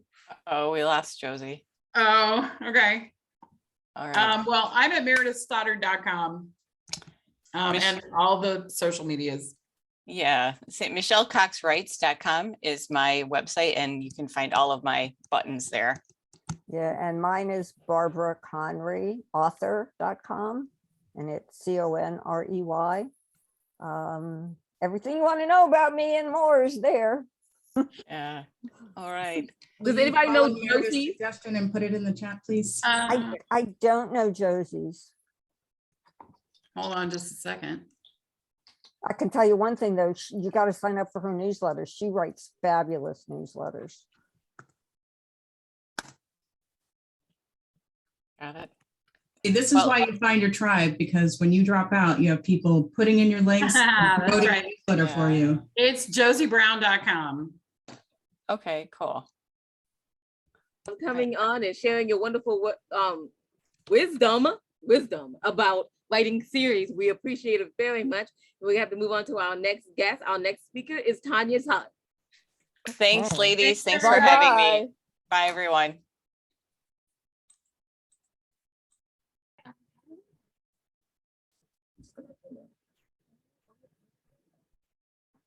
There was Meredith.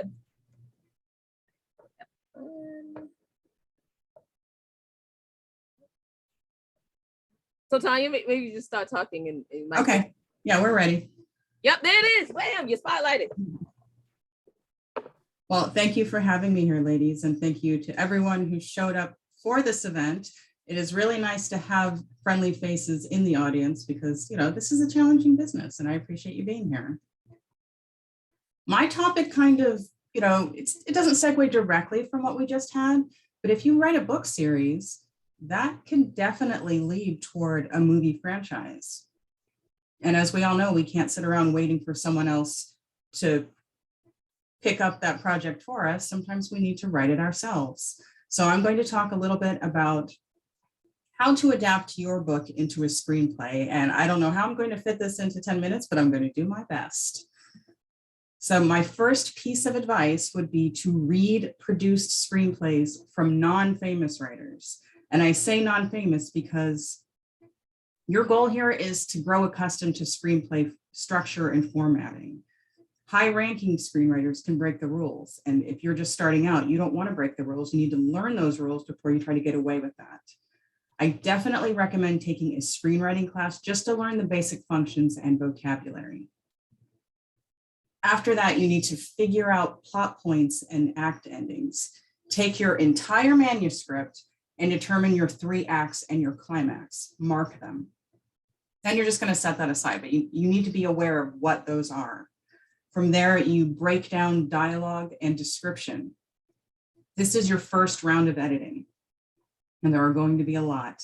And if you thought that editing your manuscript was painful, wait until you start gutting that manuscript, because it's going to leave you feeling gutted too, that this is your baby and you're ripping out the pieces that you don't need for a screenplay. If you've ever watched a movie after you've read the book and you're like, oh, they missed all of these elements that are in the book. That's because there just isn't time. There simply isn't time to put all of that information on screen. So they have to take the juiciest bits that will translate to cinematic experience. And so this is to help you do that with your baby.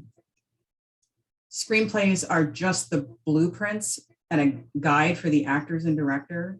Whereas when you're writing a novel, you're pretty much the god of that world. You know, you get to determine everything that your reader gets from that. But you're just a collaborator when you're a screenplay writer. You're putting your baby into other people's hands to work with you and create that with you. So let the filmmakers do their jobs. You can't show thoughts, delete those and transition fragments to dialogue. Try not to, there's not a lot of subtext possible in the action tags. I mean, you can do it. And subtext is just as important on screen as it is on the page. But first, just learn the mechanics and how to put what is necessary on screen for them to be able to create this project. Find ways to show through action instead of telling. Then you want to reduce the description to the barest minimum, the barest way to communicate setting and tone. Pages should become sentences. And when you're done, there should be no lengthy paragraphs, none. After that, you're going to go back to where you marked the acts and you're going to separate those. This is your next round of editing. You're going to separate them into 3 different documents. Save 3 separate files with each act. And then you're going to move each one of those to its own screenplay file. So this is where you're going to start using a screenplay. Some people like to use Final Draft, which is the most expensive, but is the gold standard. There are free screenplay programs like Celtics. You could do Fade In, which is a less expensive one, and it's a one-time cost even with the upgrades, and that's what I use in general. I sometimes use Fade In. I usually use Fade In. I sometimes use Final Draft just because it's considered the gold standard. But for your first one, you don't want to invest that much money into something that you don't even know if you're going to like. So try one of the free ones or try Fade In. It's under $100, so it's not a huge investment in money. So you're using your screenplay file. This is going to help you see your true page count because it's almost always going to be longer than it should be, and you need to start thinking about whittling it down to the proper page count for each act. So it's time to start cutting again. Sometimes great book scenes are not cinematic and they don't move the plot forward. You're going to have to cut those and it's going to be painful. You might have to cut characters, but just like writing a manuscript, you have to do the hard work. So continue to trim until you reach the desired page count for each act. For Act 1, that would be 25 to 30 pages. Act 2 would be 40 to 60 pages, and Act 3 would be 25 to 30 pages. And this is going to hurt. I cannot stress that enough. You are killing darlings with a machete instead of with a scalpel. It is going to hurt, but it will be worth it in the end. It's a necessary pain. And if it does not move the plot and it's not crucial to the story arc, then it has to go. Once you get through that round of editing, you are going to reattach the 3 files and combine them into one file. Now you're going to smooth the acts. You have your proper page counts. Read through it from beginning to end.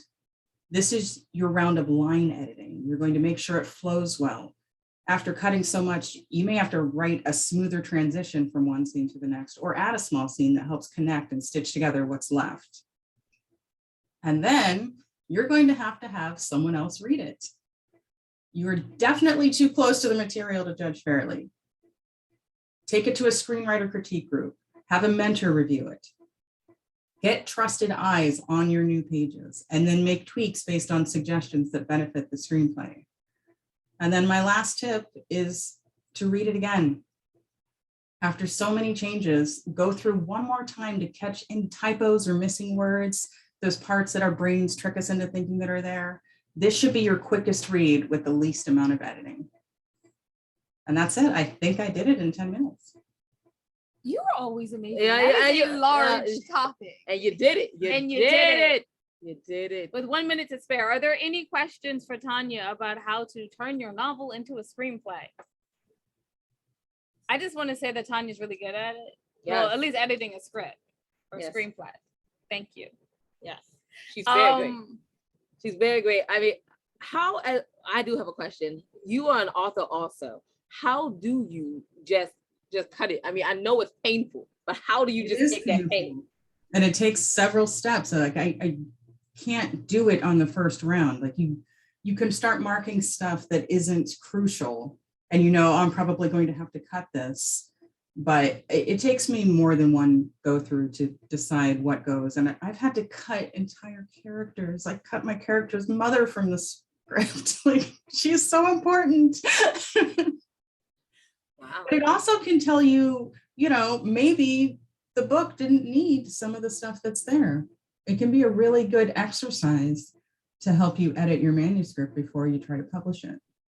I love how you said that, because we are authors and we do tend to get a little wordy at times. They're like, it needs it. It'll never survive. And then when you do your screenplay, you're like, oh no, that's gotta go. Maybe I should just put You're more going to have dialogue. a big sweeping paragraph about the way the sun is coming down and the different colors and the way it glistens off the pond. It's just sunset near the pond. Exactly. That's amazing. I gotta admit, I love writing scripts for that reason. So Tanya, where can people find out more about you and maybe use you as their script editor? I am available across social media at Ms. Tanya Todd. My website is mstanyatodd.com. You can find me on IMDb. That's just Tanya Todd. And then if you're interested in my podcast, that is the 52 Love podcast, available on Spotify, YouTube, and the usual podcast places. Fabulous. Thank you so much. One question before you go. Do you adapt other people's screenplays? I have, but I don't have room on my schedule for it in the next couple of months. But it's easier than doing my own because I'm not as connected to the material. I love that. I will say I'm not cheap because it takes a lot of time. Absolutely. Oh, I do was it. gonna ask you about price, because if you want to pay that, it's expensive, y'all. Okay, y'all, we're moving on to Lori, the literary agent. Otherwise, Tanya, that was awesome. Right? Right? Yeah. It's like, I can't believe you did that in 10 minutes. Now I'm scrambling. It's like, I'm like cutting my presentation like a screenplay. You can have a Check little out all those more words. than you can have some of our time. We're next. We're next. Have some of our time. Like, You don't guys worry are too about nice it. to me. Okay, cool. Well, I am Lori McLean, and I wear two hats, even though I'm wearing no hats today. First one as a founding literary agent for Fuse Literary. We're a virtual agency located all across the country. And we're a traditional literary agency, but we came on the scene in 2013, so we were able to reinvent ourselves from the ground up, inside out. Sounds grosser than I'm describing it, but it was really fun to do that and kind of create the literary agency of the future. And we still do that at least once a year at our retreats. So that's cool. Today, what I'm going to talk about is you guys have learned all day about how to write a book, how to publish a book, what goes into a book, how to turn it into a screenplay, all these kinds of things. And then there's this entity floating around called a literary agent that maybe you've heard about, but you don't know what they do. Got to be honest, when I first became one, I didn't know what they were either. So this is good. This is good. I will tell you all about them and hopefully demystify them, because when 2008 happened, something miraculous came with it. And that's when the Kindle was born, the self-publishing was born, really because of Amazon, but also Smashwords and a bunch of other companies. Social media came on the scene so that authors actually could take control of their product and their marketing, whereas before you had to pay big bucks to get even a little blip of recognition out there. See, Tanya, I'm going more than 10 minutes. I can tell I'm not even into my presentation yet. Okay. All right. So I'm going to demystify this for all of you, and then I'm going to talk really quickly about queries. But because I am so verbose, I must love the sound of my own voice. I have given Jade and Winona two documents. One is called Agent Secrets. And I wrote that as kind of an introduction to what do agents do and what can I expect out of a relationship with an agent and how can I be a good client. And then the other one, we do short fuse guides, which are little e-booklets. Maybe they're like 12, 15, 20 pages long. And it's called How to Write a Great Query Letter or something by my colleague, Michelle Richter. We've been selling these for 99 cents on Smashwords, which is now Draft to Digital, for ages. So you can pick it up free here from them. One of the wonderful perks of being a guest, an attendee, whatever. All right, so Lori, shut up. I'm going to read this so that I don't keep going into the weeds. At the most basic level, a literary agent is an author's business partner, and I think everybody pretty much gets that. They locate a publisher interested in buying an author's writing and then negotiate a deal. But to my mind, and this is what we came up with in 2013 when we founded Fuse Literary, a literary agent is much more than that. A scout who constantly researches what publishers are looking for. I mean, that's probably how I spend a quarter of my day. An advocate for an author and his or her work. There have been a lot of what they call IP, intellectual property, where editors will now contact us and say, hey, do you have any writer who can write this, XYZ? So knowing that your client wants to do that, and then what their skill sets are and what markets they like to write for, that helps us do that. A midwife who assists in the birth of a writing project. Again, that sounds kind of messy, but getting that book over that last hump, pardon the visual, to go ahead and get that book published is, agents help with that a lot. A reminder who keeps the author on track if things begin to slip, especially with that second book in a 2-book deal. Oh my God, it's like the sophomore album, or I guess I'm dating myself. Musician would put out. That also, it's like, what am I doing? I'm an imposter. I don't know. I can't even come up with a plot. An agent will help almost be a psychotherapist, calm you down and get you back on track.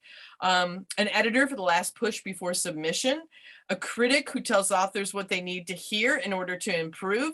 There might not be anyone else in your circle of friends, critiques, colleagues, family who will actually tell you what's what. And if sales are not where they are, you need to hear that from the agent.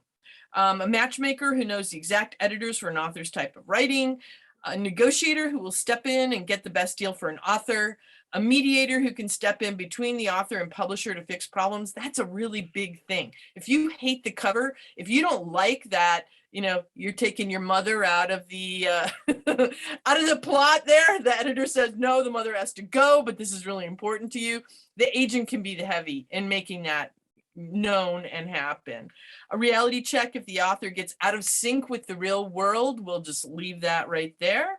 A liaison between the publishing community and the author, a cheerleader for an author's work or style, a focal point for subsidiary foreign and dramatic rights. This is really important for self-published authors. You own all those, but you probably need some help, a business partner or somebody to at least give you advice on how to do this. How do I sell a book to Germany for German translation? It could be just mystifying. But an agent would know that and might tell you, I don't know, the nice ones will.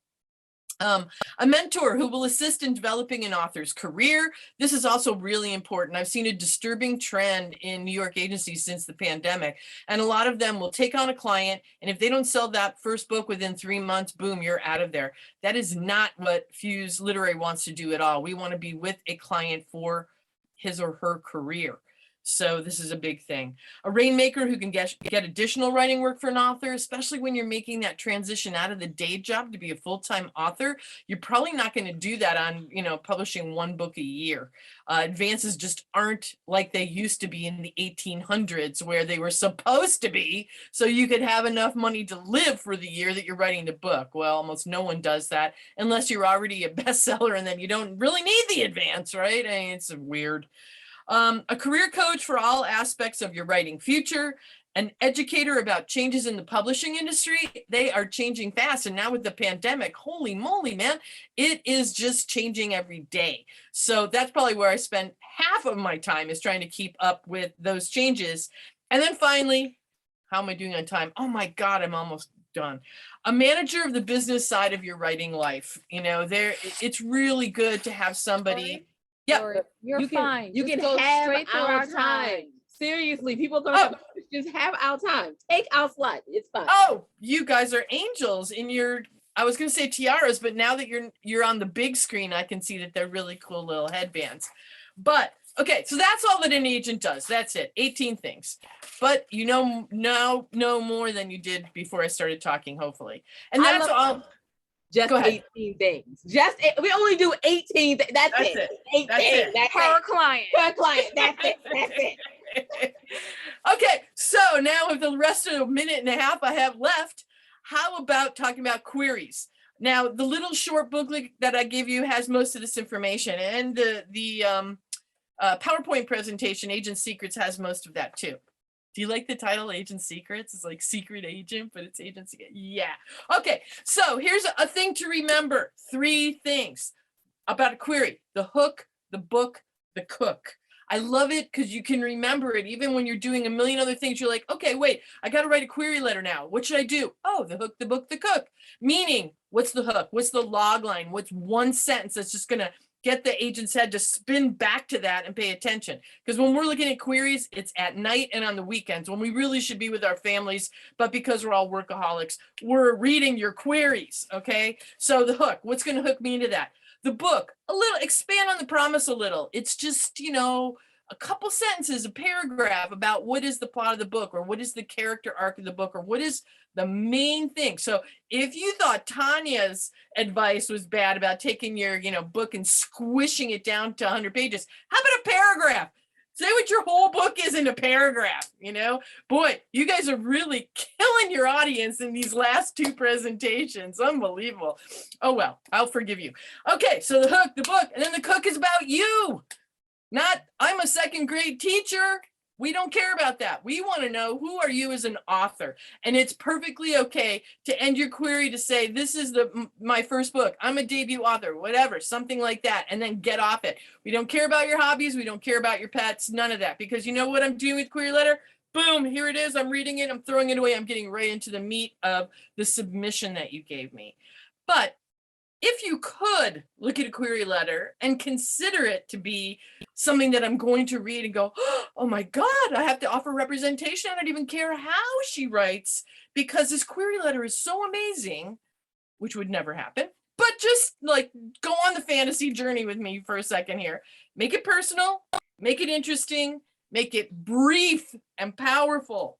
Eliminate all grammatical errors, which is what Tanya was saying. Show it to somebody else, because you are blind to your typos. Trust me on this. I mean, I now have to proofread my emails because I can't believe how many typos I have in that first draft. Mention referrals, because agents do put you to the top of their reading list if you can say your current client, blah, blah, blah, recommended you. Or this editor's about to give me a contract and I need an agent. Oh, yes, you're going to get read immediately. Mention comparative titles, which we call comps. And it doesn't have to be exactly similar to what you write. It could say it's the tone of this and the compelling first person point of view of the protagonist of that. You can do something like that. And then the last one is spell the agent's name right. I know you think that that's trivial and that we must be real a-holes if that's what we care about on my list of 5 things to do. But it's one of those things that it just like gets you out of the moment. Whereas you want the agent to be wide open, absorbing your work. This is like, it's.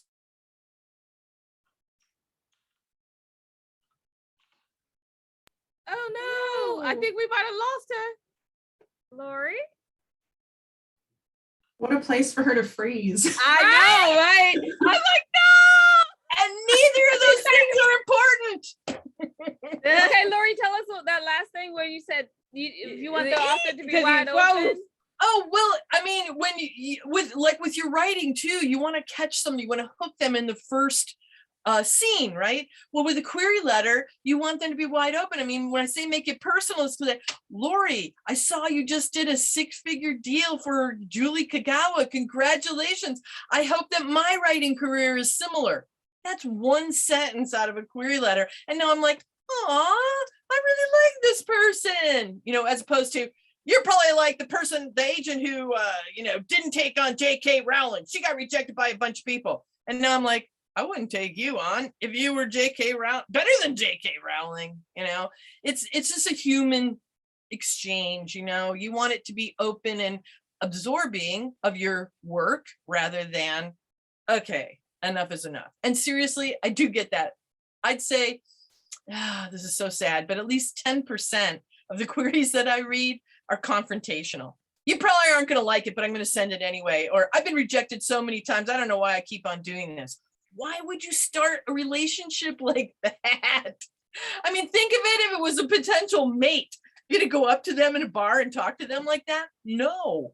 So make it like you want. I mean, some of my clients have longer term relationships with me than they do with their significant other. I've had Julie Kagawa as a client for 12 years, 20 books.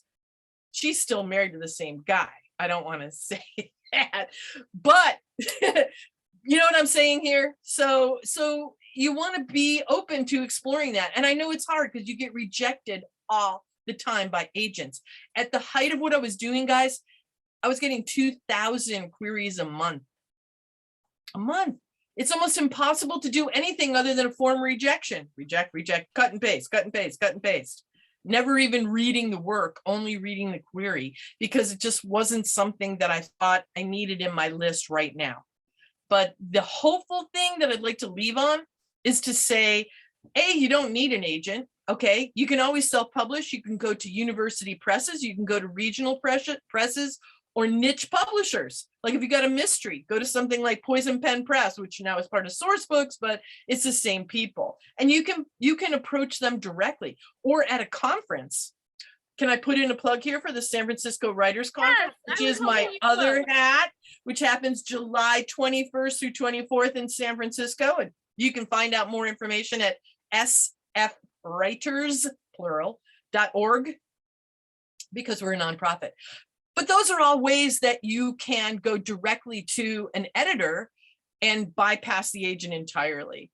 And the other thing is just keep writing. Just keep writing.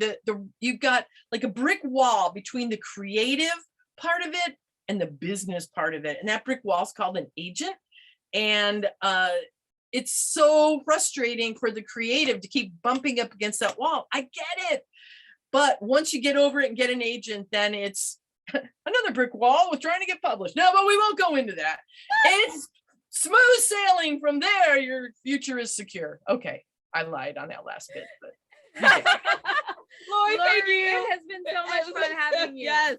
Yeah, I see. And you took our time and we don't even care because it was Not at amazing. all. Thank you. So All where right, can people thanks for find having out me. more about you and again say about the writers Association conference.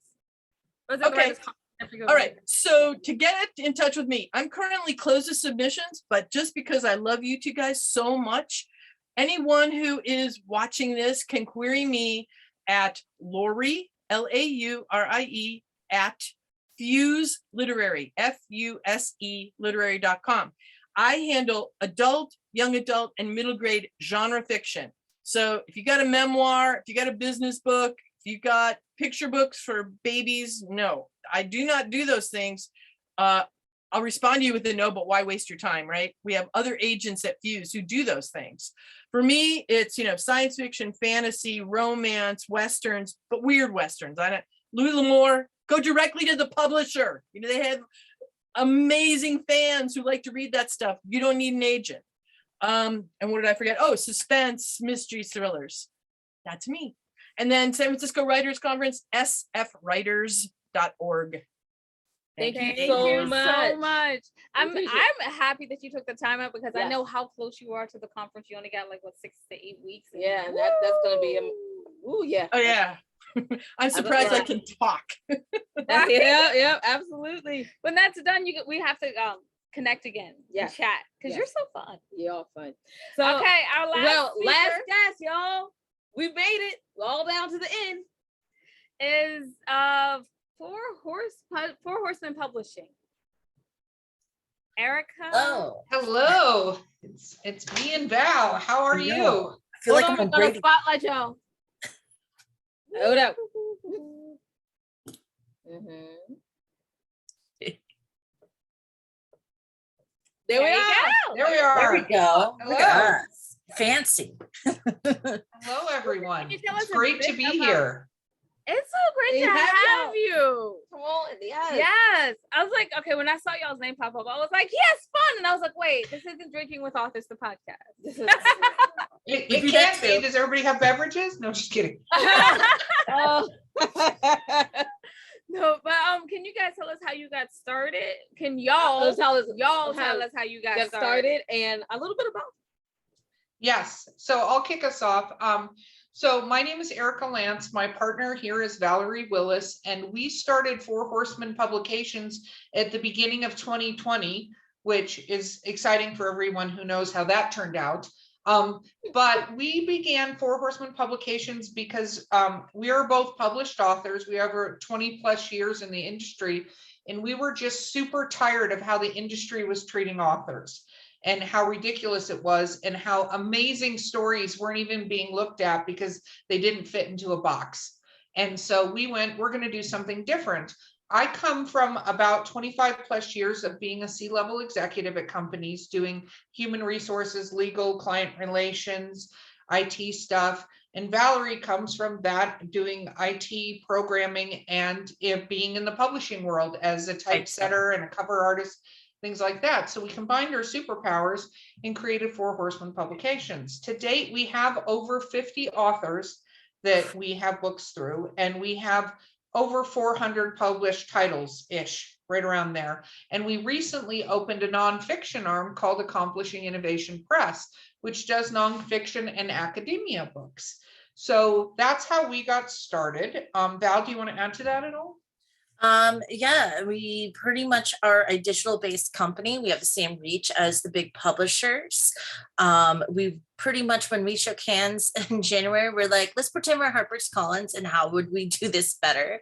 So we, think big, or go home. We are not going home. It's getting bigger every day. We were just talking about how heavy the company is because it's grown out of being a baby. You can also see us presenting at the American Library Association at the end of June in DC. So we're getting expanding. It's been exciting to open up to textbooks and academics this year. A lot of our practices are eco-friendly. So we try to keep everything in mind of what readers and authors alike are looking for. And we try to be very transparent. So there's no hidden contract stuff or anything like that. Like they know exactly how much it costs us to do certain things, what we're actively doing. Like the industry is about to experience another price hike in July. I got an email on that and I turned around and I said, hey, authors, be aware that this is going to hit the industry in a couple of months. So it's been really exciting though I feel like I'm a big book mama this year. So like I'm looking at all these books and they're doing so well. It's been pretty exciting. So we have something to say. Like if you're gonna be in DC, we're meeting you, right? Yeah. No, I know. Trust me. Okay, great. Because I mean, Drinking with Authors has to happen with authors. Yeah. Oh, I agree. Drinking. Go figure. Okay. And then there's Drinking, which is our podcast. So we have a podcast that's up to 250 something published episodes, which is called Drinking with Authors. And we interview all kinds of amazing authors like the ladies, and we get advice on what their journey was like, but it's done with alcoholic beverages. So it makes it even more fun. So we've been doing that. But what I think part of what you guys wanted us to talk about is what you should look for in a publisher. I mean, we can do our shameless self-promotion, but what you should look for in a publisher. And I think for a lot of authors, what you should look for in a publisher is don't assume you're lucky that they chose you. Like, I think too many of us in this world take on the stance that, please, you publish me or something like that, where you want to find a publisher that works for you. It's true with what the previous wonderful person said about being an agent and things like that, is you need to do your research. What do they publish? Do they want to be with you for the long run? You know, it used to be publishers would buy a series. They stopped buying series, a lot of publishers. They buy the first book. We'll see how it does. They'll buy the second book. Melinda Snodgrass, who's a fairly very famous author who's done a lot of TV work but does series and did a series with George R.R. Martin, had her last series with a traditional publisher. It was supposed to be a 3-book series. In book 2, they went, no, we're not going to publish the third one. It was a trilogy, but they told her after she submitted the book, they weren't going to publish it. And it took her 7 years to get the rights to her book back. Like, you need to look out for what is happening out there as far as what does the publisher publish. I've looked on some other publisher sites and they have a lot of the first of a book and they'll go, look, we published over 200 books, but how have those books done? Like, are they doing anything? If you have to pay to get your book published with a publisher, if you have to fork out money out of your pocket, under no circumstances should you do that ever. Vanity press, that is a vanity press, no matter what wrapping paper and bow they put on it, do not pay to have your book published. Now, if you're self-publishing, you will have to pay for a cover. Unless you're a graphic designer, you will need to pay for typesetting, you will need to pay for an editor, all those things. That is different than, yeah, I'd love to publish your book, but it's going to cost you $2,700. No, do not do that under any circumstances, but look at what the publisher is doing. Are they the right kind of publisher for your book? There are some publishers that just publish fantasy books or just publish sci-fi books or romance books, or not even just romance books, like hometown romance books. They want to do the Harlequin stories, you know. So you're not submitting to them and like you're a horror writer and you're submitting to hometown romance publisher. They're going to be like, no, you can't be like, I can't believe they rejected me. That's silly because you didn't find your right audience. But you know what you can also do, and this is what we tell every single author who submits to us. Go talk to our authors and ask what it's like to deal with us as a publisher. Go talk to every single one of them. They're on our website. You can find them all. You can cyberstalk them all. Please don't do that. But you could ask them what it's like to be published by us. Because to me, the biggest proof is in your customers, and our authors are also our customers.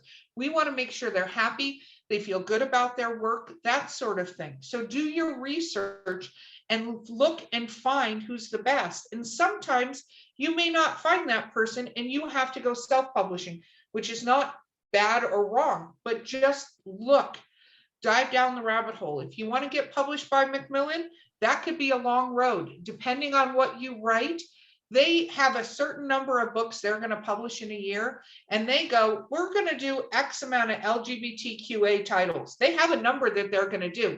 They could receive 500 great books in that category, but maybe they're only going to publish 5 this year. That is a truth. That's how they work. So finding a publisher that wants to publish what you want to do is good. We are, for instance, besides nonfiction books, right?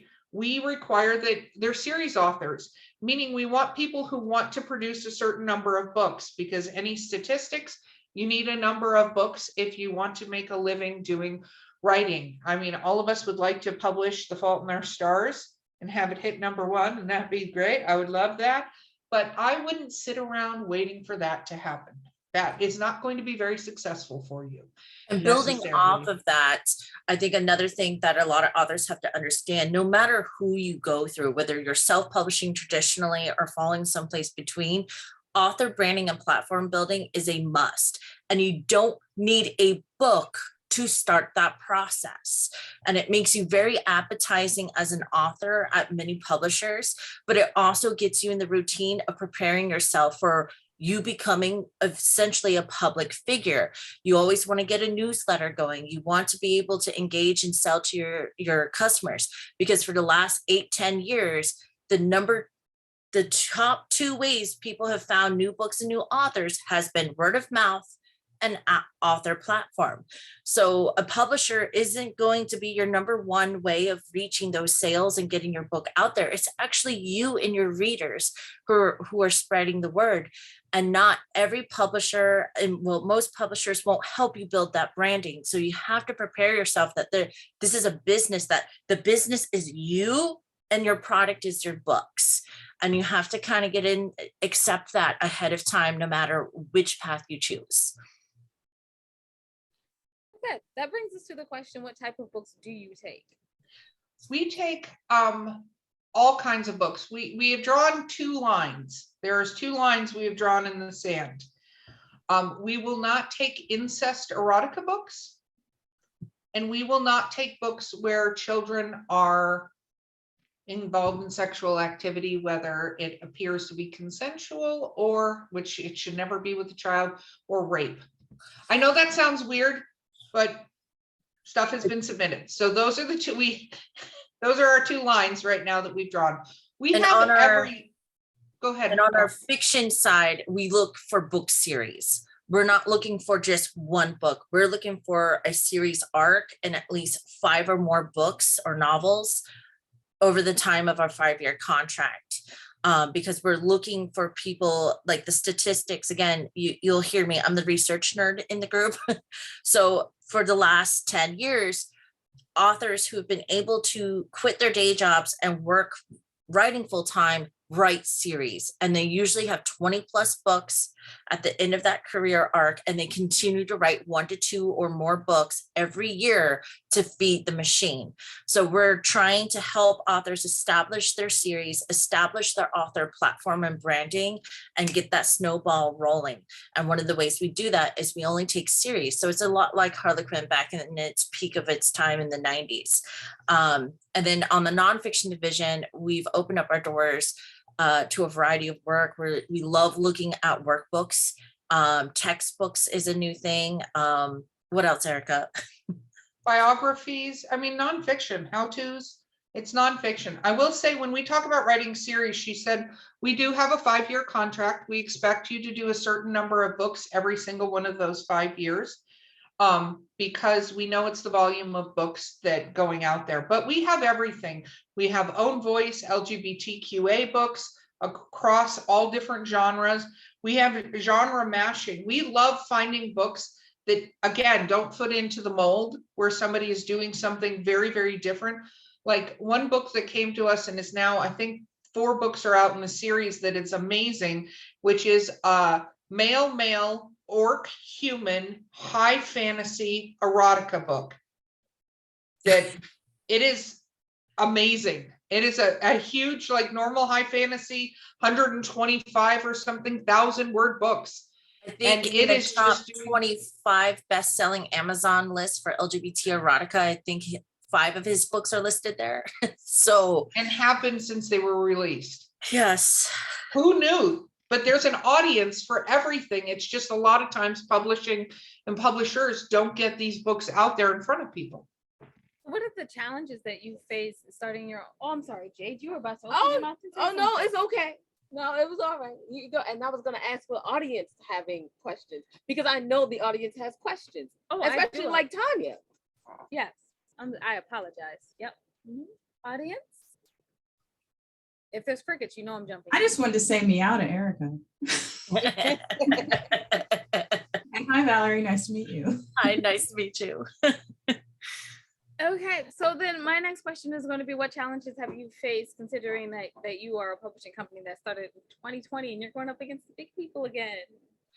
Well, we took it on. I mean, there's challenges because both of us, when we started it, had day jobs, and Valerie was able to actually release her day job onto the publishing company last September, which was nice. But we were doing kind of 2 full-time jobs, so that was a lot of work. Obviously, the pandemic hit, but because we're digital, the only thing that stopped really was public events, like being able to do conventions or writers groups or things like that. So we had to figure out, how do we connect with an audience without having these in-person or virtual events until that picked up. So that was, I think, one thing that a lot of people don't think about when they're doing anything is this scalable? Like when you approach anything, you have to take even the smallest thing and go, how do we scale this? How do we make this bigger? And I think a lot of people start publishing companies with the best of intentions, but don't realize, like I'll tell you that our worst nightmare was royalty tracking. And only because, see the look of mouth. Yeah. It was a nightmare, especially as we got bigger and bigger and there were more books, because the way royalty statements are delivered to you, when it's multiple authors and multiple books, it's not digestible. So we did a lot of research and found a thing called Metacomment, which is a royalty software that allows us to just ingest it. We had to do a couple months worth of setup and stuff like that, but that was a huge nightmare. But we're very transparent with our authors, and we were like, listen, we're not trying to tell you things, but I did a whole thing of showing them what we have to go through to do it. And they were like, oh, never mind. Yeah. But we got it launched and we have this software. Now they're getting their monthly statements and it's amazing and things like that. So, there's hiccups. It's just having good partners to go through it with. Tanya, question? Yes. Do you accept anthologies? Ooh, we have gotten short story books from people. Is it a true life anthology, or are you talking about a short story anthology? More like I know some people, and I'm part of the group, and what we are considering is writing essays on comparisons between comic book characters and literary figures. Well, Tanya, I love that. For example, what I'm working on is the Hulk and the Hulk versus Dr. Jekyll and Mr. Hyde, that kind of thing.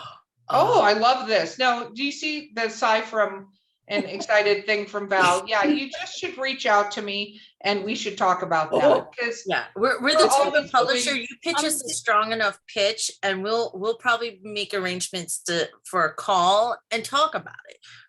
We try to make this is a multi-author. I just want to be clear, it's multi-author. Yeah. Oh, I know. Well, we host anthologies. We have some authors that write with other authors too. We also do anthologies ourselves, which people can submit to. We call them contests, but because they're contests. So there's all kinds of things like that. But yes, we would love to talk about that, because that sounds like something also that could span more than just short story anthologies. Given the right nudge, I feel like this is something that could blossom into a series. I'll be in touch. So, Anya, do you need someone to proofread that? It's not us. It's not us. We're just reading it for reading it. Like, now we're not gonna catch those misspellings. No, we're just gonna be reading it. It would be called waste of time proofreading. But not a waste of time for us. We won't catch out one spelling error. But we will definitely be reading it, being like, this is so wonderful. And it must be good if I commit to reading it. All right, so is any more questions or any last things y'all want to put out there? And we're gonna go ahead and end the conference. And then we just chat. If you guys look up 4 Horsemen with the number 4horsemen.com, 4horsemenpublications.com, or accomplishing innovationpress.com, you'll see our submission page. We are open and we love to hear new voices. Thank you so much. Thank you, Valerie, for putting it in the chat. Yes, thank you. And thank everyone for showing up today and coming to our mini conference. We hope y'all enjoyed and learned some stuff, so we can see all these new books out and we can definitely be getting them on Audible. Yeah, we're excited. Actually, we should have asked if they did poetry books. Oh yeah. Oh no one does poetry books. They don't want to lose money. So, so thank y'all all for coming out. I'm Jade. This is Wilnona. We are the ladies. And remember, you can find out everything your ladies are doing on www.andithoughladies.com. And we'll just leave you with our tagline. Just remember, y'all, wisdom is all around you if you're open to finding it and accepting it. So peace and love, you guys, from Wilnona and Jade. Bye-bye.